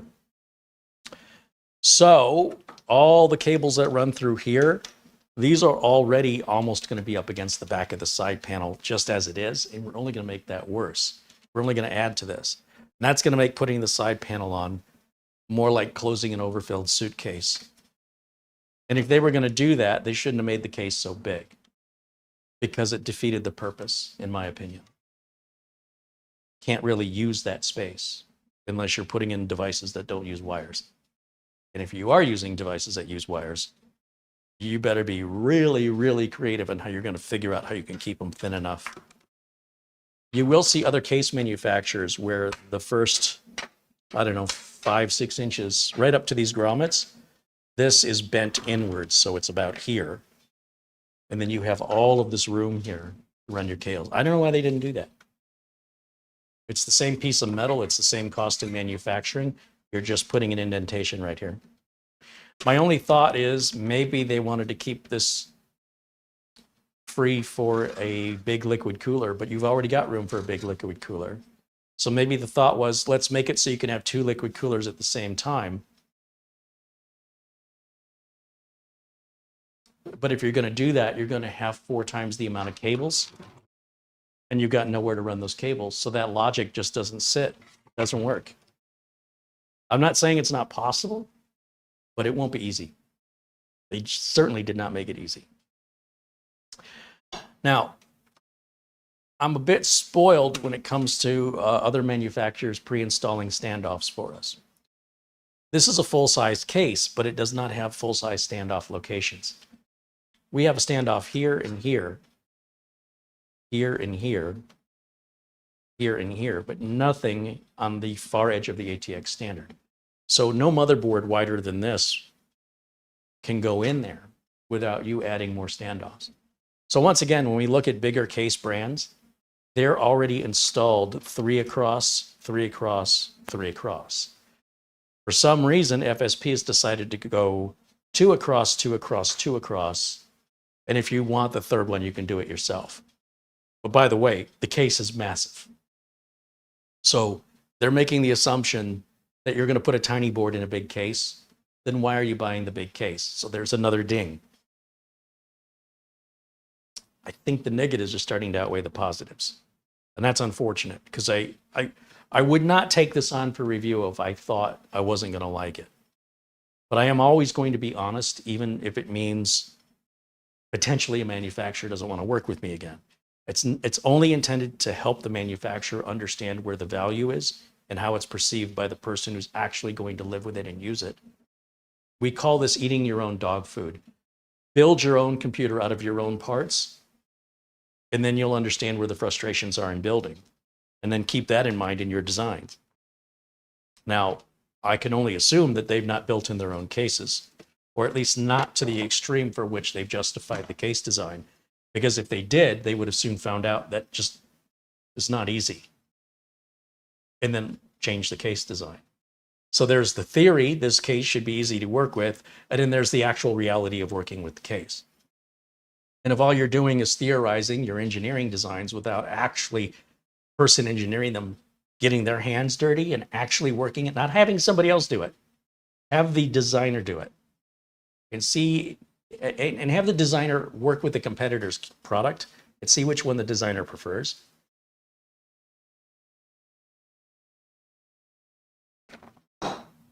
I can only guess the answer is so obvious that it wasn't done in this case.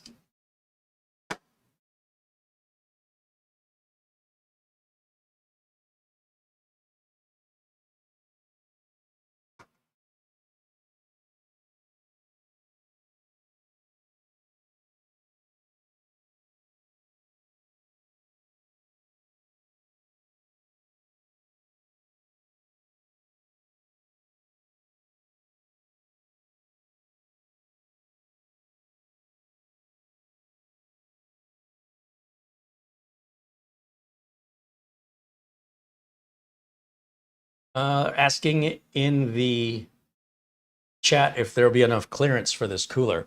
Well, look how wide the case is. I don't think there's a cooler on the market that won't fit in this case. That's the thing I'm trying to get across. This case is massive. I don't know how well that's being carried across. But with the motherboard tray all the way back and the front cover all the way over here, I'm going to say we're going to have enough room for that cooler.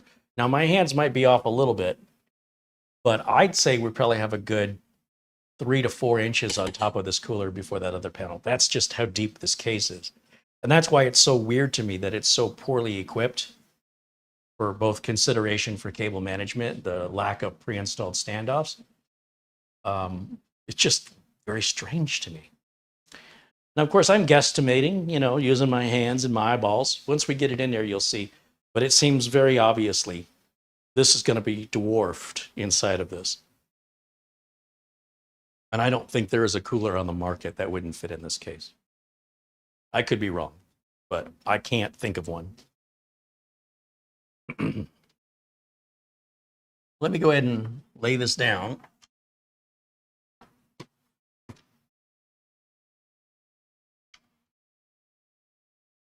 Now, in that white box, are going to be all the extra standoffs and other screws we need. And this comes with your case when you buy your case. And any of these accessories that you don't use, you should put them away, because in the future, if you were to do any repairs or upgrades, you will want to find these screws. They're not universal for all cases. This is interesting in that I see some screws that hold this whole piece down. We have good clearance from the ground, so this can breathe. That's a good thing. So there's a positive thing.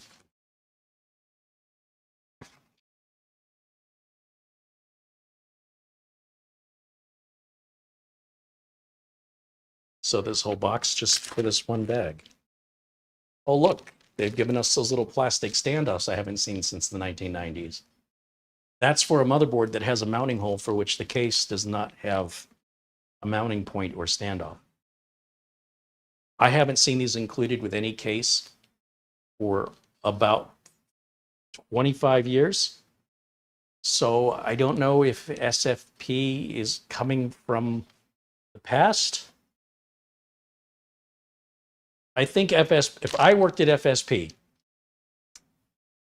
and I were going to hire somebody to design a case for me, including the accessory bag, I'd say, let's get caught up, guys. Let's buy a Corsair case, an NZXT case, a Fantex, Thermaltake, and let's analyze what they're doing, and let's find a way we can make it better. I would not say, let's go back to what we know from 1997. I don't understand how they can be so oblivious to the market they've decided to enter, to do things nobody's doing anymore, and then think they're going to be successful and have a chance. That you just set yourself up for failure. Why wouldn't you do that research?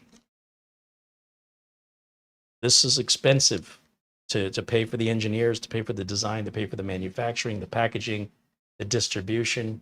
Then you've got marketing. And to do it for a product you really didn't research before you designed it.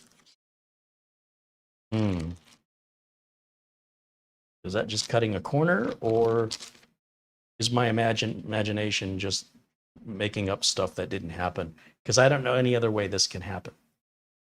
I can't imagine. Now, here's another thing.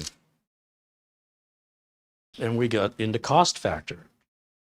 If you don't have a 5mm socket to put those little standoffs that are missing in, they often will give you a little socket that on one end you can use a Phillips screwdriver, and on the other end is a 5mm socket. But why would they give you two of them?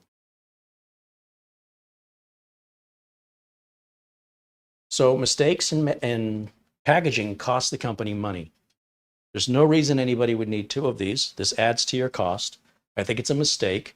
And that goes to show that the quality control at the factory where these are made, I have to imagine most packages will not be coming with two of these. You can only use one at a time. Why would you need two? So this kind of gives you an idea of how much care and attention is being placed in the design and the manufacture of the product. And that might explain why so many of these little things I'm picking out are overlooked, because nobody cares enough to pay that close of attention. And if this is a symbol of FSP's quality, it's falling far short of all of their competitors. Look, mistakes happen. It happens. But every time they make a mistake, it costs money. The more mistakes they make, the more often they make them, the harder it is to stay in business. If I'm spending my money on something, I want to make sure I'm getting a good quality value for the price I pay. So for me to be comfortable with the price of this, it would have to be $50. And that probably costs more than $50 to make it. So this is where the problem comes in from my perspective. Now, if you're only going to build in this once and you're ever going to open it up again, you'll forget about all this stuff. But if you have to work on it, if you have an office of these and there's 600 of these in a downtown high rise, and you're part of the IT team that has to go and upgrade these and work on these, I think you'll soon be on my side of logic. Scale and sustainability, which includes quality of materials, the amount of time you need to spend to get something done, and then you multiply that at scale, and whatever amount of money you think you saved is actually costing you way more than if you'd have bought something with those considerations instead of just the price. You pay in other ways. But not everybody's under that sort, you know, and they're not necessarily marketing this in that environment. But that's certainly the measure by which, as a professional, the way my brain works, right? How do I sustain this? How is this quick and easy? How is this of value? If I have to put standoffs in 600 of these, the amount of time it's going to take me to build them is just multiplied because of that added step that I don't have to make with other manufacturers. And so on and so on and so on. Scale changes everything. So for me as a business owner, one is too many.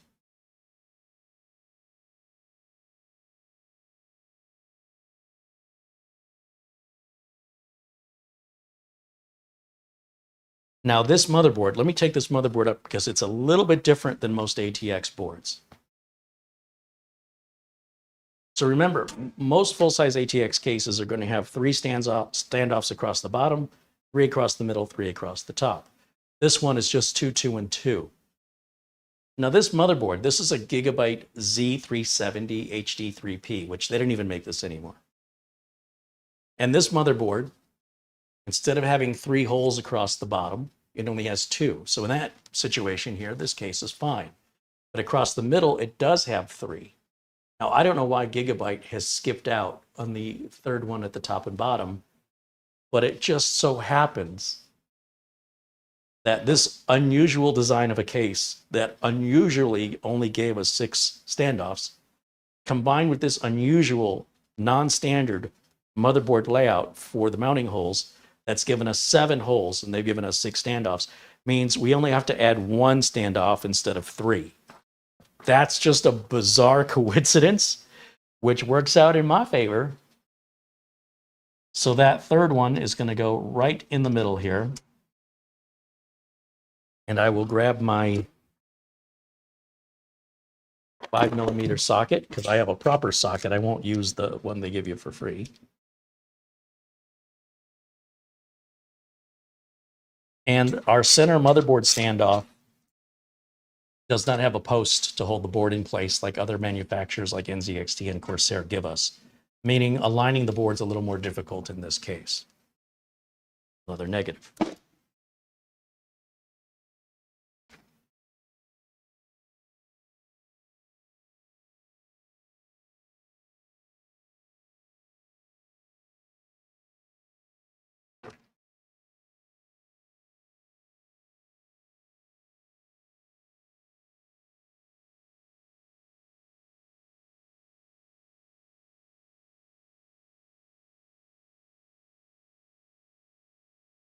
Ben Laird said he had a cheap case and he spent more on Band-Aids because he got cut a lot. I don't see any sharp edges on this case. The IO shield here, different story, but I can't fault the case. This is the other thing I don't like, having this piece. Again, this should be on the inside of the case, this piece here, because it makes putting the IO shield in a little more difficult.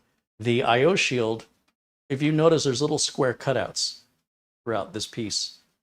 You know, it's maybe a good opportunity to show you with a close-up camera because I don't think we've covered this before, because it's been a long time since we've seen a cheap case like, or this cheap case design is what I refer to it as. And what this does is it moves a lot of things that are typically on the inside of the case. Like this here should be on the inside of the case. Let me turn the close-up camera on and you'll get a better view of what I'm trying to express and explain, I hope. Okay, so this piece here, these are the screws that hold down the cards we're putting in here. Why do we secure the inner cards on the outside? And why is this piece, where the the top of your PCIe cards are, why is that not here? Furthermore, they've bent the case outwards, and if you see these little rectangular holes, those are supposed to be inside the case. This makes it much more difficult to install the I/O shield. If you look, you'll see the silver, there's a little nubbins on the edge of the I/O shield that this hole is there to grab that nubbins and hold it in. And normally, that would be right down here. So by moving things to the outside, look, you might feel differently if this was my house and this was my toilet. And you said, hey, can I use your bathroom? And I'm like, yeah, it's outside. You might feel suddenly like, I don't think I'm an animal and I want to go outside and use the toilet. But that's how it feels as a tech, as nerdy as I am, to have this on the outside exposed to the elements and not properly secured. That's the best example I can give you to how that makes me feel. That's why I'm so strongly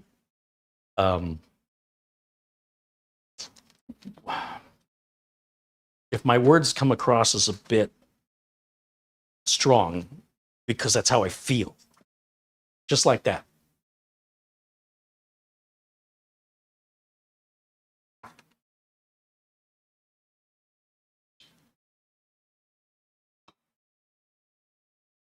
So we're just getting up on our 2-hour mark here.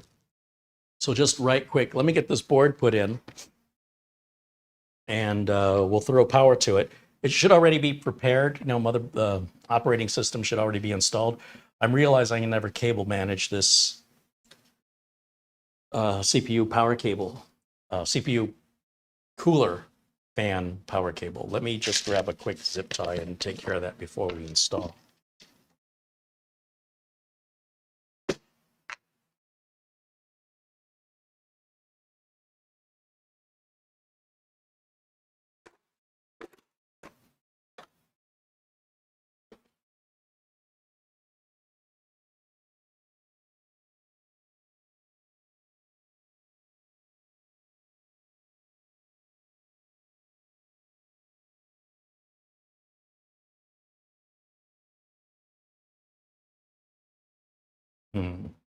Running out of room.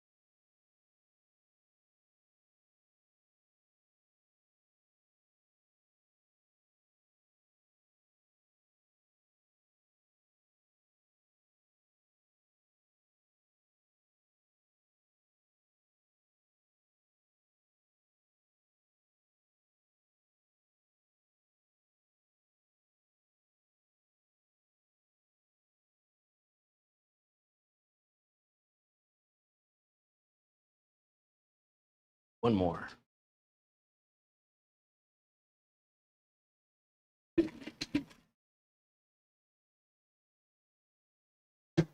Welsh32 with a £2 super chat. Thank you, Welsh32.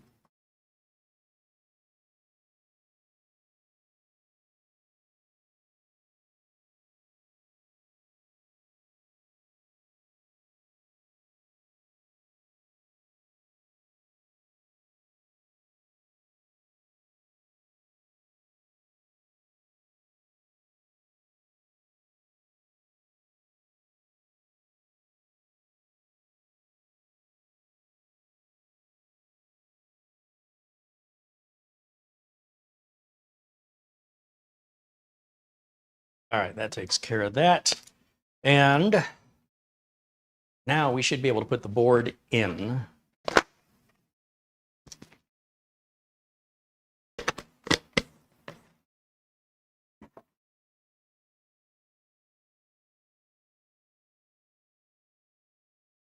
going to lay the case flat for this. This means you're not going to get much of a view here, but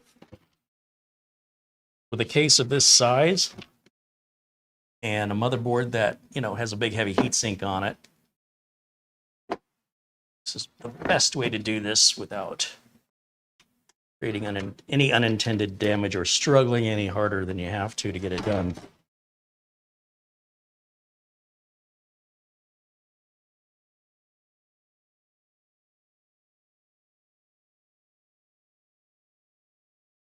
So the question is, which screws do we use to secure the board? And one of the easiest ways to tell is to take one of the spare standoffs they give you and take either one of the shorter fine threaded screws and see if it just falls inside of it or if it tightens down. This is actually tightening down quite well. So my guess is the fine round-headed screws that are typically used for CD-ROM installations or 2.5-inch drive installations appear to be the right screws for securing the board. That's quite unusual. And it's not wrong or right, it's just different. Usually the shorter coarse threaded screws are what are often used, but these won't even start into the standoffs. And don't force them because you'll just strip them out. And that's why it's important to check, because there's no one agreed upon way to do it. Each motherboard, each case manufacturer defines that themselves. So one of the things I quickly just realized is the third standoff I placed into the case, there are two positions for it, and I put it in the furthest position, which is standard for an ATX motherboard. But this is not a standard ATX motherboard.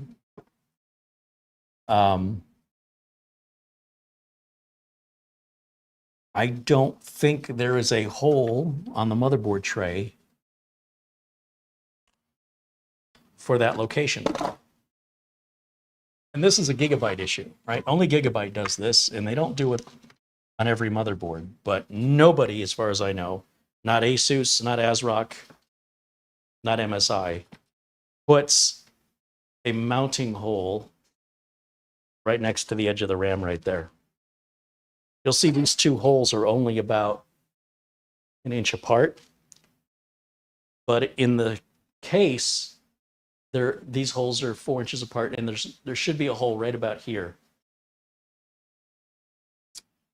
according to Gigabyte, but nobody else.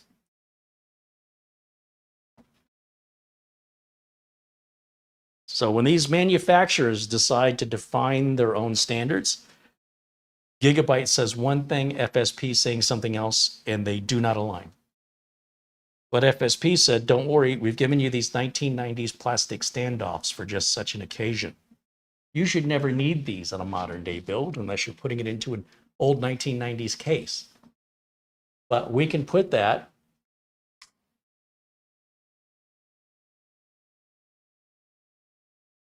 in this far hole right here, which should be over here, but this motherboard isn't big enough. And that's why we're going to use these 3 holes for mounting and these 3 holes for mount. These 3 across the bottom. 1, 2, 3, 4, 5, 6. There should be 7, 8, and 9 right about where my finger is. But you can see the board's not big enough for that. Now, why didn't Gigabyte just give you that extra space to maintain that standard? Nobody knows. And if that's the case, why didn't they just leave the extra mounting hole out that no case manufacturer that I'm aware of, other than Gigabyte's cases, provide a mounting point for that? So we're not going to fault FSP on this. We're going to fault Gigabyte. And as far as I know, it was only that generation of Gigabyte boards that ever implemented that non-standard. And when I say a non-standard, it may still be an ATX standard, but it's one not adopted by, to the best of my knowledge and experience, any other motherboard manufacturer in the last 10 years. So it's weird that only Gigabyte did this. And NZXT and Corsair said, we don't support that mount point. So I would go into my little bag of little plastic standoffs that I have saved over the last 30 years. And this is the very first time I've seen a brand new one since the 1990s. I didn't even know they still made them. It's just strange to me. It's not good or bad. It doesn't follow standards. That's all.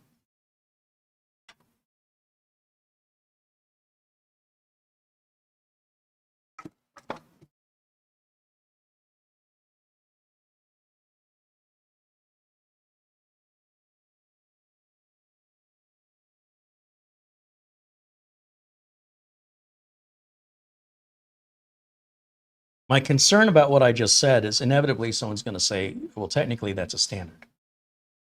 Okay. It is not a widely adopted standard by the manufacturers in the industry,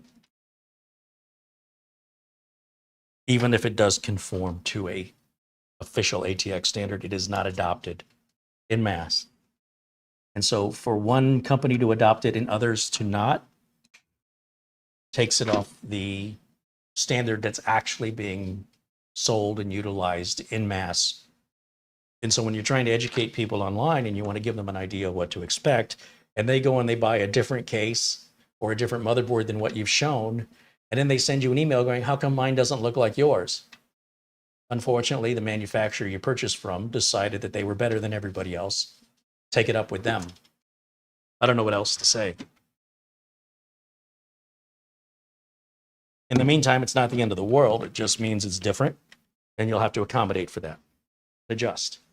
It will not go by the numbers unless the video you're watching applies to that specific manufacturer's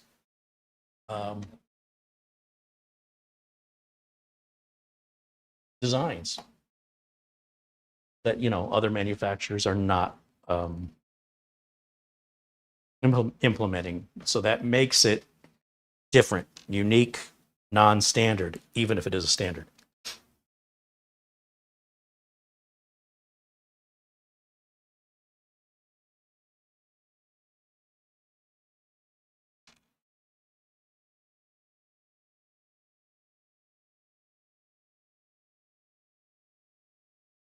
So when you're wondering, why do some builds take longer for me to do? Why is this video going to run more than 2 hours? Because of all of these differences from what is the industry standards and accepted upon by everyone except those that we're using in this video.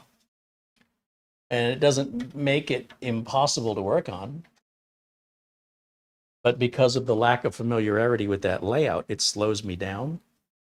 When there's things I expect to be somewhere that aren't somewhere, or if there's a design that complicates or is a less familiar design to me where I'm not as efficient in working with it. Maybe if that's all I work with every day, I'd be much faster. But I work within standards of multiple manufacturers. I'm not married to one specific manufacturer.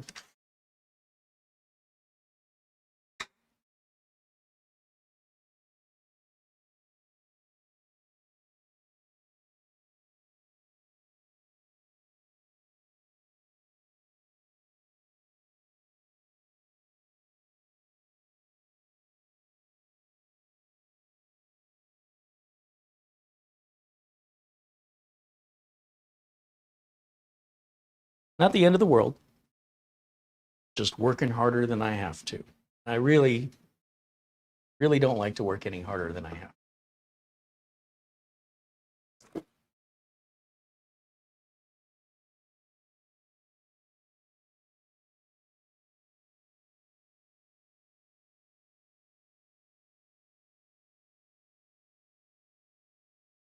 So while I'm kind of putting some stuff away here, does anybody have any questions, or have you asked questions earlier that I missed?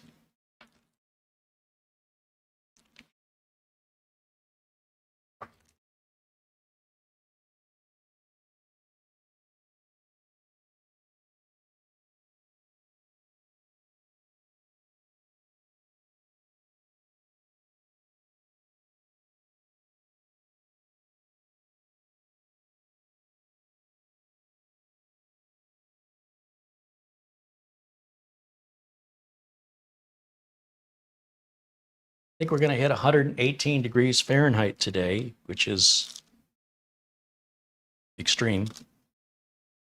Not unusual for Arizona, but it is extreme heat, and they do advise people for health reasons to avoid possible heat stroke and death by staying indoors as much as possible. And My air conditioner here at Studio B can maybe get the temperature about 30, 35 degrees cooler than the outside temperature. So I'd like it to be 78 degrees Fahrenheit in here, but this AC is probably not going to drop any lower than 84 or 83. So if you see me sweating and I look hot, it's very hot. And this will be the case through the rest of this month and next month and probably most of September as well. But we just have to get through it every year. It's horrible. I wouldn't wish it on anybody.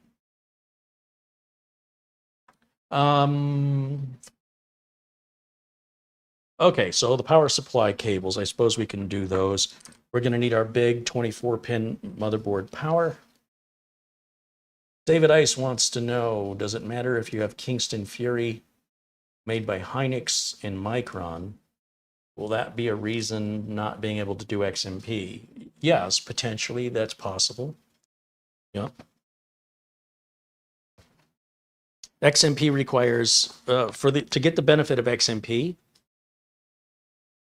and you want to rest assured you're not going to have any problems with it, then you absolutely want to make sure that you're using the exact same brand, speed, manufacturer, or brand. Everything needs to be identical. If everything is not identical, it might work. It's kind of a roll of the dice. But everything is identical. If it doesn't work, you may have an argument to make with the manufacturer of the RAM. Most people will see absolutely no benefit to having XMP turned on unless you're running AMD graphics. For the most part, it's a placebo of a bigger number that actually results in no real world performance difference. So it's probably not worth your money to buy it. It's probably not worth your time to try and configure it. And it's probably not worth your mental energy to worry about it. In most cases, whether you have XMP turned on or turned off, you likely won't know any difference outside of benchmarks. But again, AMD graphics do benefit from XMP, but then they don't call it XMP. They call it something else. EOHC or something. Too many people, in my opinion, are just caught up on the benchmarks. And they spend money they don't have to spend for parts they don't need to implement features they'll never know actually work outside of a benchmark telling them it's working. And if you want to go that route, expect to spend some money. Don't try to mix two different brands and go as cheap as you can possibly go and think you're going to get all of this high-end performance and reliability. That comes with what you pay for. Now, that's not to say it's not possible, but do understand you're gambling. You're saying, I don't want to pay to have all matching sticks of RAM, but I want the benefit of the performance of XMP with all matching sticks of RAM, even if I won't see it outside of benchmarks, and I'm going to pay extra for it. But not that much extra. So, adjust your expectations accordingly is all I'm trying to say. Now, this cable management kind of stinks. Oh, okay. Never mind. I see. We can go up through here. That's fine. I just pushed that grommet all the way through. Lovely.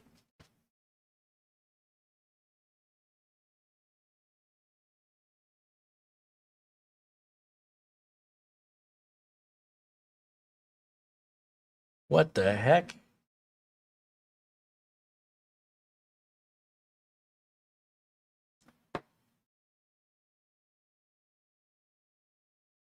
What is this?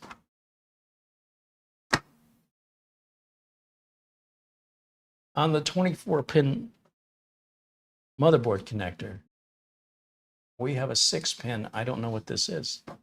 It just says sense. What does sense mean? What is sense?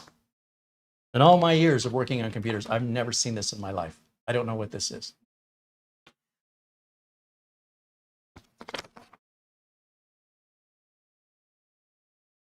And the instructions don't tell me.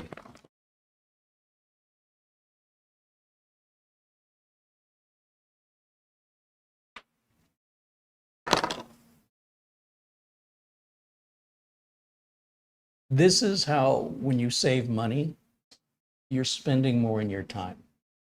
The reason I've never seen this connector before, at least in this position, is because I don't normally use this brand of power supplies. The reason that motherboard is designed in a weird way that I've never seen before is because of that specific manufacturer. The reason this case has its difficulties with me is because of who makes it, and accordingly, what it's priced at. So if you're going to just buy the cheapest stuff you can buy, I hope you enjoy the struggle of putting it all together and figuring it all out. Because if you spend just a little bit more on name brand quality parts, you won't keep hitting these obstacles that defy the standards you will see on build video after build video across a plethora of YouTube channels. What we're seeing here violates every familiar standard that is typical in nearly every YouTube build video. Whether we're talking about the weird layout for the mounting screw point there on that Gigabyte board, the weird layout on this case in so many different ways that restrict access to it or limit it, where you don't have these limits or restrictions in other cases, or this power supply having this weird connector. Is that a graphics card connector? Where does that even go? I don't know. But think of the money you saved.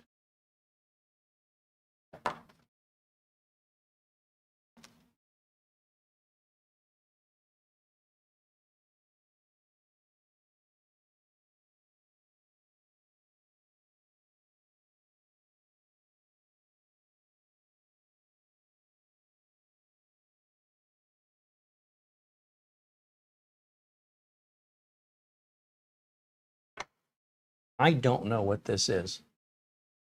I don't have a clue. It looks like it's going to the motherboard power. I'm going to guess my board isn't going to power up without this being plugged in, but I've never seen this ever, ever, ever, ever. So this is unprecedented. And now I have to guess, and I don't like guessing. I don't like gambling, and I don't like guessing. Not with my career. Not with a customer's satisfaction. I don't want to wing it. Gonna pay your rent today? I don't know. Let's go 2-1 on a coin toss.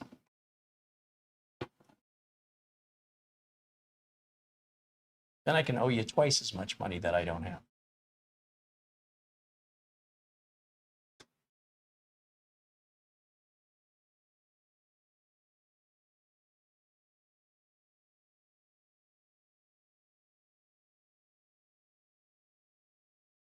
Yeah, these grommets aren't staying in place at all. All right, close enough.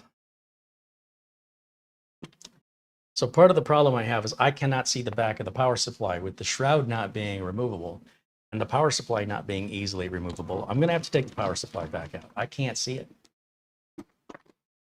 This keeps delaying my build because I will save money. Look at us saving.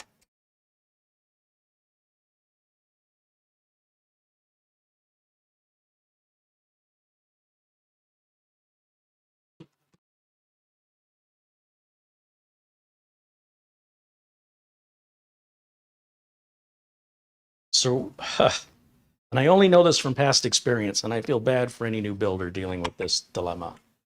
Silverstone's ET700 does not follow a standard power supply standard.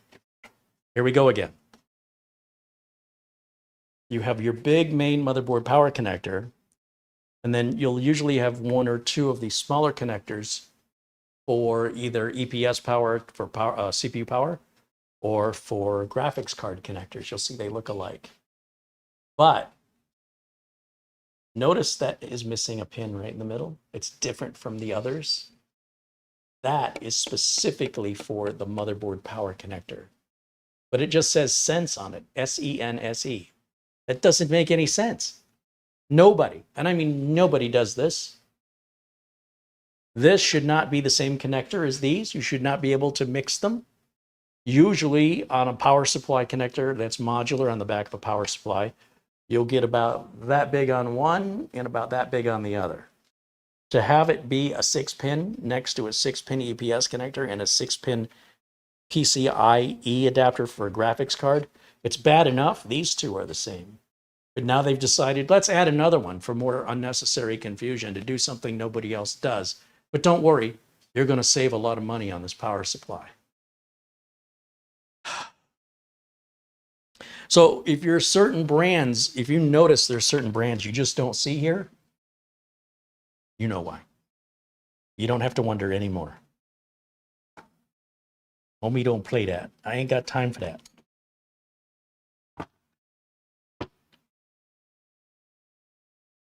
Now, if I'd have known all of this before I started this project, I don't think I would use this case. I don't think I would use this power supply.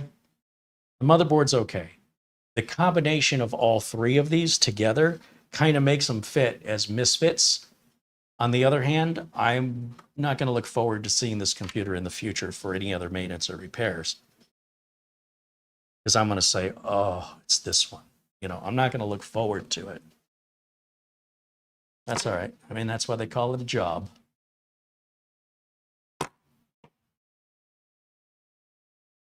Here's our motherboard power. Yeah, things are just not labeled well here. This says MC3, whatever that means, on one side, and nothing on the other side. So if you're a technical person and you understand the limitations of what you are buying, have at it.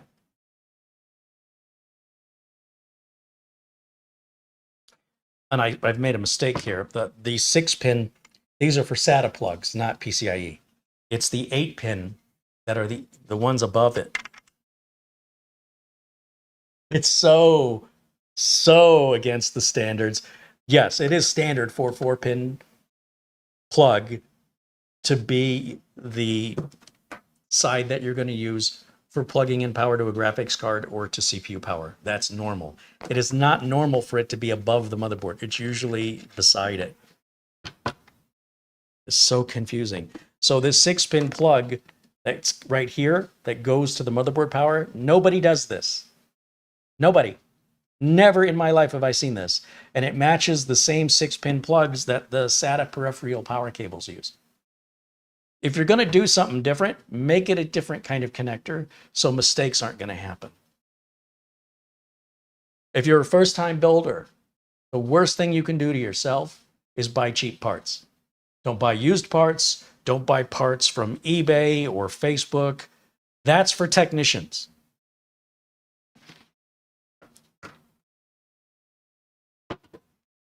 You're a first-time builder, spend $20 extra, get the quality parts, and have a great first-time build experience. It can make that $20 can turn the experience around from a negative, frustrating one into a very happy, positive, can't wait to do it again.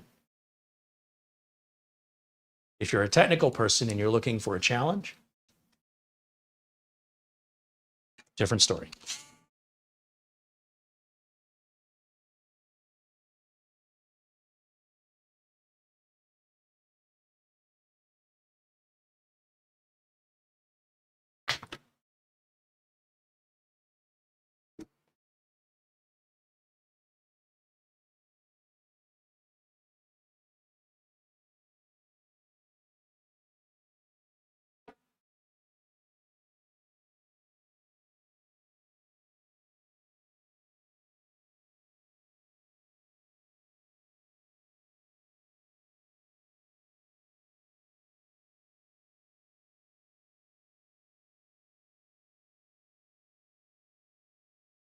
All right, so that gives our motherboard power. Now at this point, by giving the power supply power, we should be able to fire this up even though we've not hooked up any of the fans. I don't know how these fans are going to get power to RGB.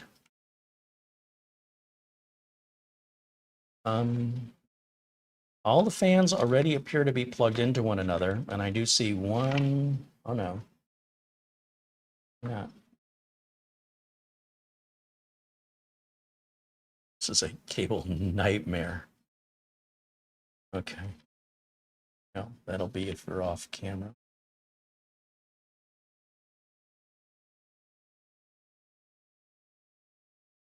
Let me get these wire ties off so I can understand what's happening here. For some reason there's a reset switch amongst all my fan cabling. Who does that? FSP.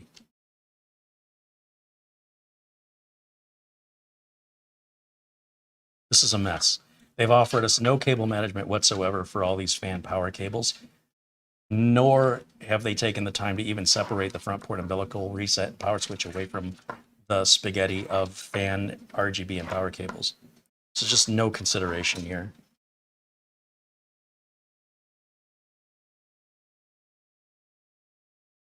Look at the money we saved. Keep telling yourself that.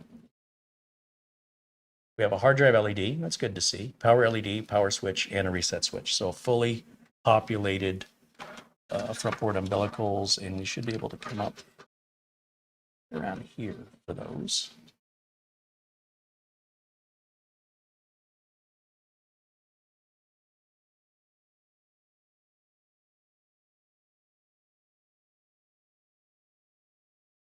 Okay, let's see. Hard drive LED.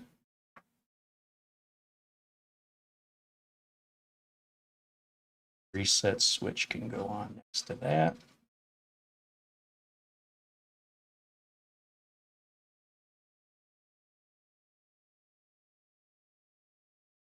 And then the power LED goes above the hard drive LED with the positive cable closest to the edge, the same as every board you've ever seen me do on this channel since 2008.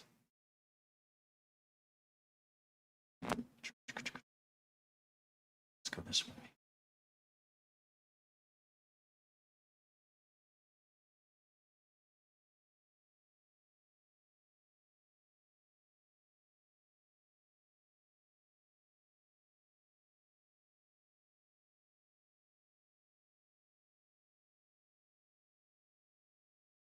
Or LED, and then finally the power switch.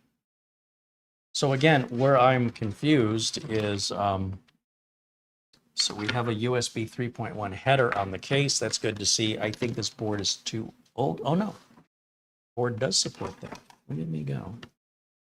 Something went well today. I mean, I got that going for me. At least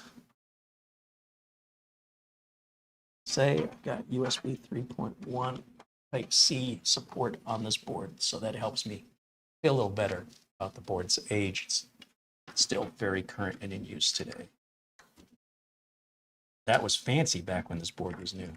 Very few cases supported that connector, that Type-C connector on the front panel.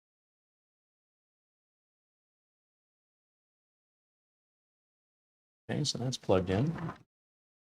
Then our USB 3. Put that there.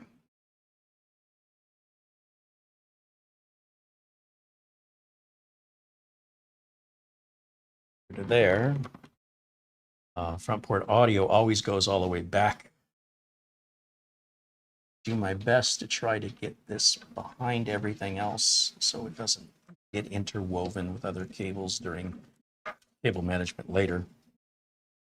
And typically we have to come up somewhere back here. There it is. I appreciate that FSP has given us consideration for this cable. A lot of case manufacturers, excuse me, a lot of case manufacturers, they still don't to this day. So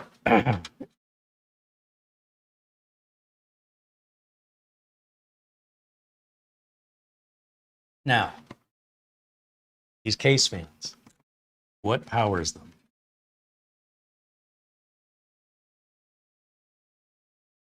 No, we do know that this is a big mess.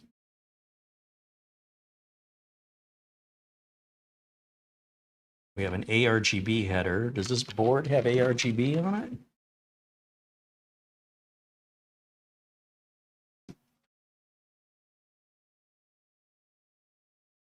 I don't think it does. I don't think we have ARGB on this board. Not a problem you'd have with an MSI board, but definitely something Gigabyte was late to the game on. Since this is an earlier board, you don't know what these fans are going to do. Usually there's an There's a button to override, so you can manually control the RGB versus, you know, requiring a motherboard to have an RGB header. I've got power. See how all these cables are interwoven into each other? This makes the cable management just a nightmare.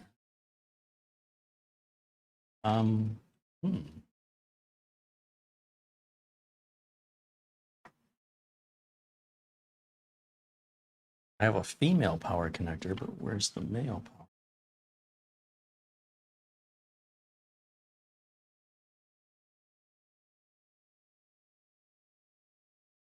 Male connector somewhere. What's this? Oh, but it's so short. What am I? Okay, well, that's enough.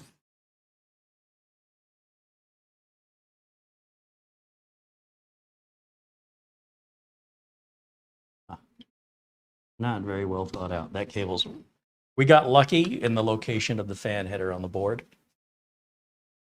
Maybe if I untangle all this and reroute it all, I mean, the fact that it comes from the factory all tangled up, doesn't make me happy. Okay, so let's go ahead and power it on. Let's make sure it works. And if that's the case, we can wrap up today's video, because you know what will follow are Windows updates. Make sure we have the latest BIOS. We'll put everything back together, clean up the cable management, and deliver it to the customer. This is all the hard work, which took about an hour longer, in my opinion, based on the deviation from industry non-spoken, this is how we do it, right? You just look around you and observe, and you'll see the vast majority of case manufacturers, motherboard manufacturers, power supply manufacturers have a way of doing things. And these guys have all decided that they just don't want to participate with what others are doing, and that you as the builder can suffer. But don't worry, you'll save money. Yes, I'm guessing that's the logic. Okay, keyboard and mouse. Let me plug this in up here. And let's see, this should have Windows on it already, so I can plug my internet in and HDMI cable here and here. Power. Yeah, so our RGB is not lighting up without an ARGB cable hooked up. And fans are spinning. Power light is on.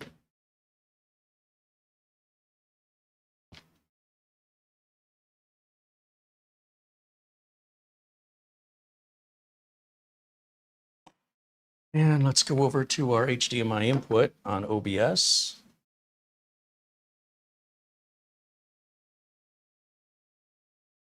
We have nothing. Give that a minute.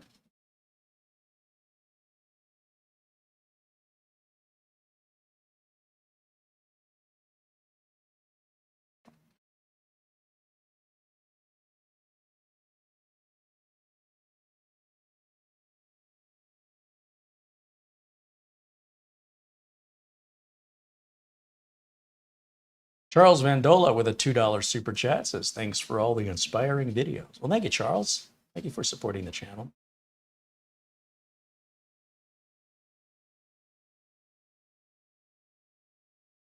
Why are we getting no video out of this? We turn it back off. Maybe because I didn't have the HDMI plugged in, and HDMI is often one of those things that's detected at power on. So I'm going to just turn this back on again and see if it initializes. If it says, oh, there's a monitor plugged into HDMI, I better send a signal there. It doesn't just blindly send a signal out of every port like the old VGA days. On the other hand, once it's powered on, it should sense when a display port or HDMI cable is plugged in and respond accordingly. So the fact that I'm not getting anything here worries me a little bit.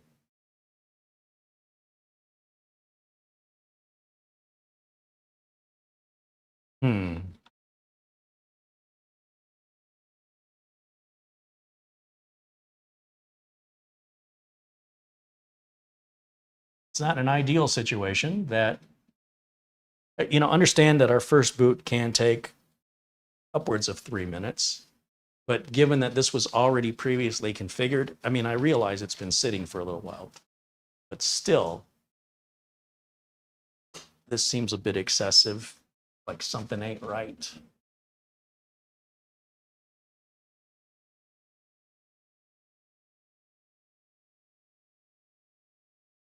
But think of the money we saved.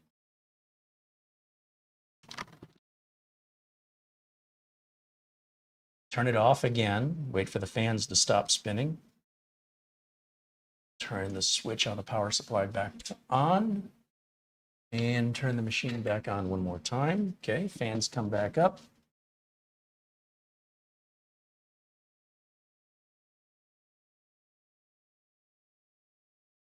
You put camera 1 in the corner here so you can see that I am still here.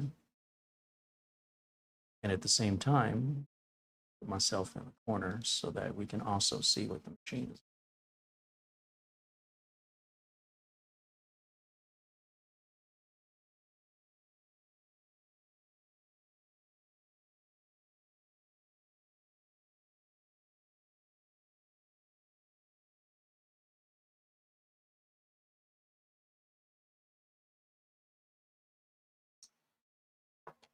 So,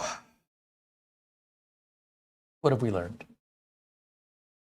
If you want to buy cheap parts, even though they're brand new, cheap power supply, cheap case, you're going to work harder. Things may not be too helpful online because they don't meet standards. So unless you find a video that's specific about that specific product, you might have to just figure it out on your own.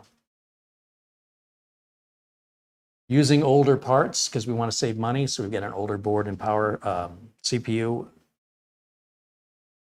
might be related to this not booting, or it might not be. Once again, if you're of a technical mindset, you might enjoy stuff like this. If you're a first-time builder, this might leave you with PTSD, making you never want to do it again. So choose accordingly to your expectations and hold in for the ride. The better components you buy out of the gate, the more likely you will have a smooth building experience. If you wish to challenge yourself, then by all means, these parts and components I've used in today's video have got a 30-year plus experienced technician struggling. And if you watch my other videos, I don't generally struggle this much. Usually a little bit of struggle, but not like this is over the top. And usually if I'm struggling, it's on high-end expensive equipment, not on trying to save money. Because I don't normally go down that route for this very reason. It would be hard for me to get work done in an expeditious manner enough to help enough people to generate enough income to be able to pay all the bills at the end of the month. And then I wouldn't have a business anymore. So I provide this information not to tell you what to do, but to help guide you to your personal preference and your personal budget and your personal expectation. So you make an informed decision and you know exactly what to expect before you spend any money. And if you're okay with that, I'm okay with it. But if you're thinking it's all the same and it's only, this one's cheaper, but it's still a case, what difference does it make? It can make a very big difference. It's a power supply. What difference does it make? It can make a big difference. Not only in reliability and support, which you may be more likely to need, which is likely not going to be there on the cheaper, lesser known components from brands nobody's ever heard of. Maybe, but not likely. But also in your own personal frustrations, how much you're willing to endure before you give up. And how patient you are with understanding that what you could have had done in a day is now going to take several days. And if you had plans to use this machine you're building tomorrow, you won't be using it tomorrow. Not unless you just stay up all night figuring this out. But think of the money you save. Okay, that's all I'm trying to say. And this is obviously not going to turn on for us, so I don't know what's going on. That's the last straw. I'm out. At this point now, I'm not quite sure where to point the blame. There's so many components here that I would not have used under a normal build that I've excused because they would be very difficult for me to sell. I'd hate to throw them away. And they're still really good components. Once it's all built, no one would know any of these frustrations. Only if you had to service it later would you know about it. So in that way, it's kind of a hot dog, you know? It might look and taste delicious, but you don't want to see how it's made. Thank you to, there's our friend Buster, Peter Laycock with a 10-pound super chat. Says hello, Carey and Mara. Everyone in the chat just popped in for a few minutes. I'll catch up tomorrow. Always good to see you, Buster. Thank you for your super chat contribution. Peter VZ with a €1 super chat, and Bill Baggins with a $20 super chat. Right on. Thank you, Bill. And if I missed any earlier, that seems likely. Let me go back and take a real quick look.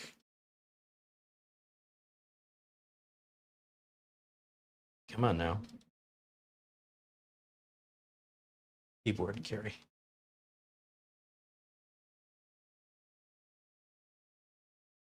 There I am. You know what?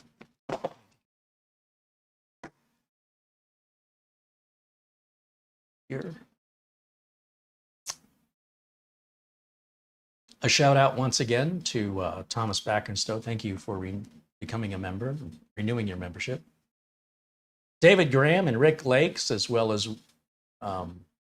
Peter VZ, thank you for your super chat contributions. Thank you for your membership renewals or becoming a member to William and Raj D.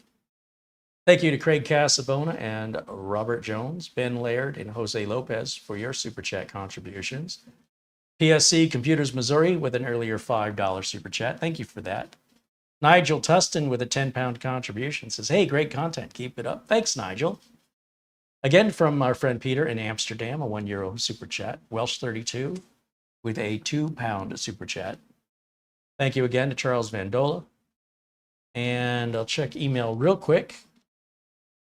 I think that'll wrap it up for us.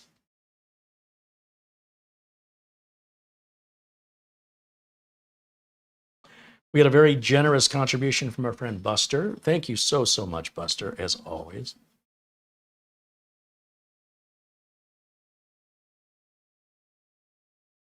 As always, my friend. We had a $20 contribution come in from David Coleman. He says, I've been a bit remiss, so here you go. Well, thank you, David. We appreciate all of the support.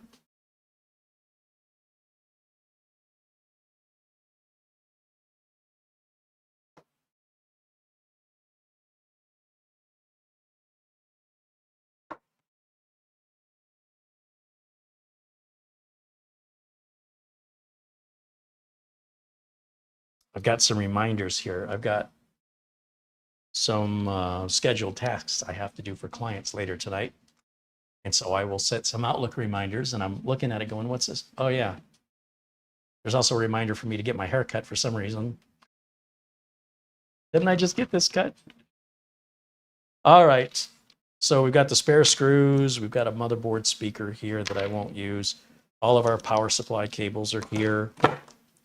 And at the end of the day, we've got a machine here that won't boot, but I'm already 2 hours and 40 minutes into this live video, and I will take care of this off camera. I don't quite know where I'm going to start, but I need a break.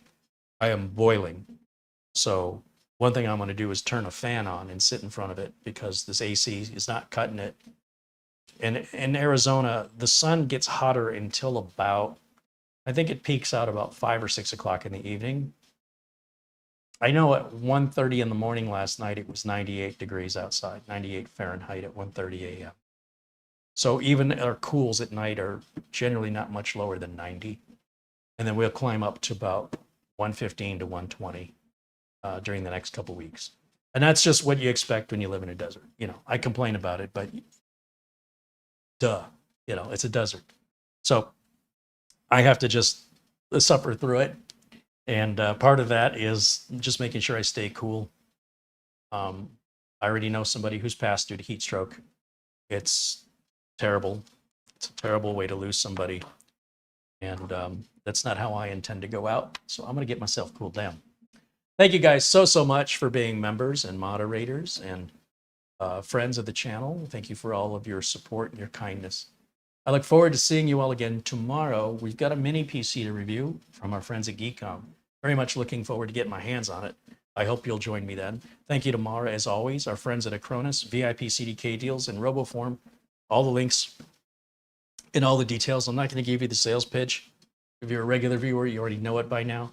Just a reminder, all the links and information is in the video notes. So if you're new, you'll find the information there as well.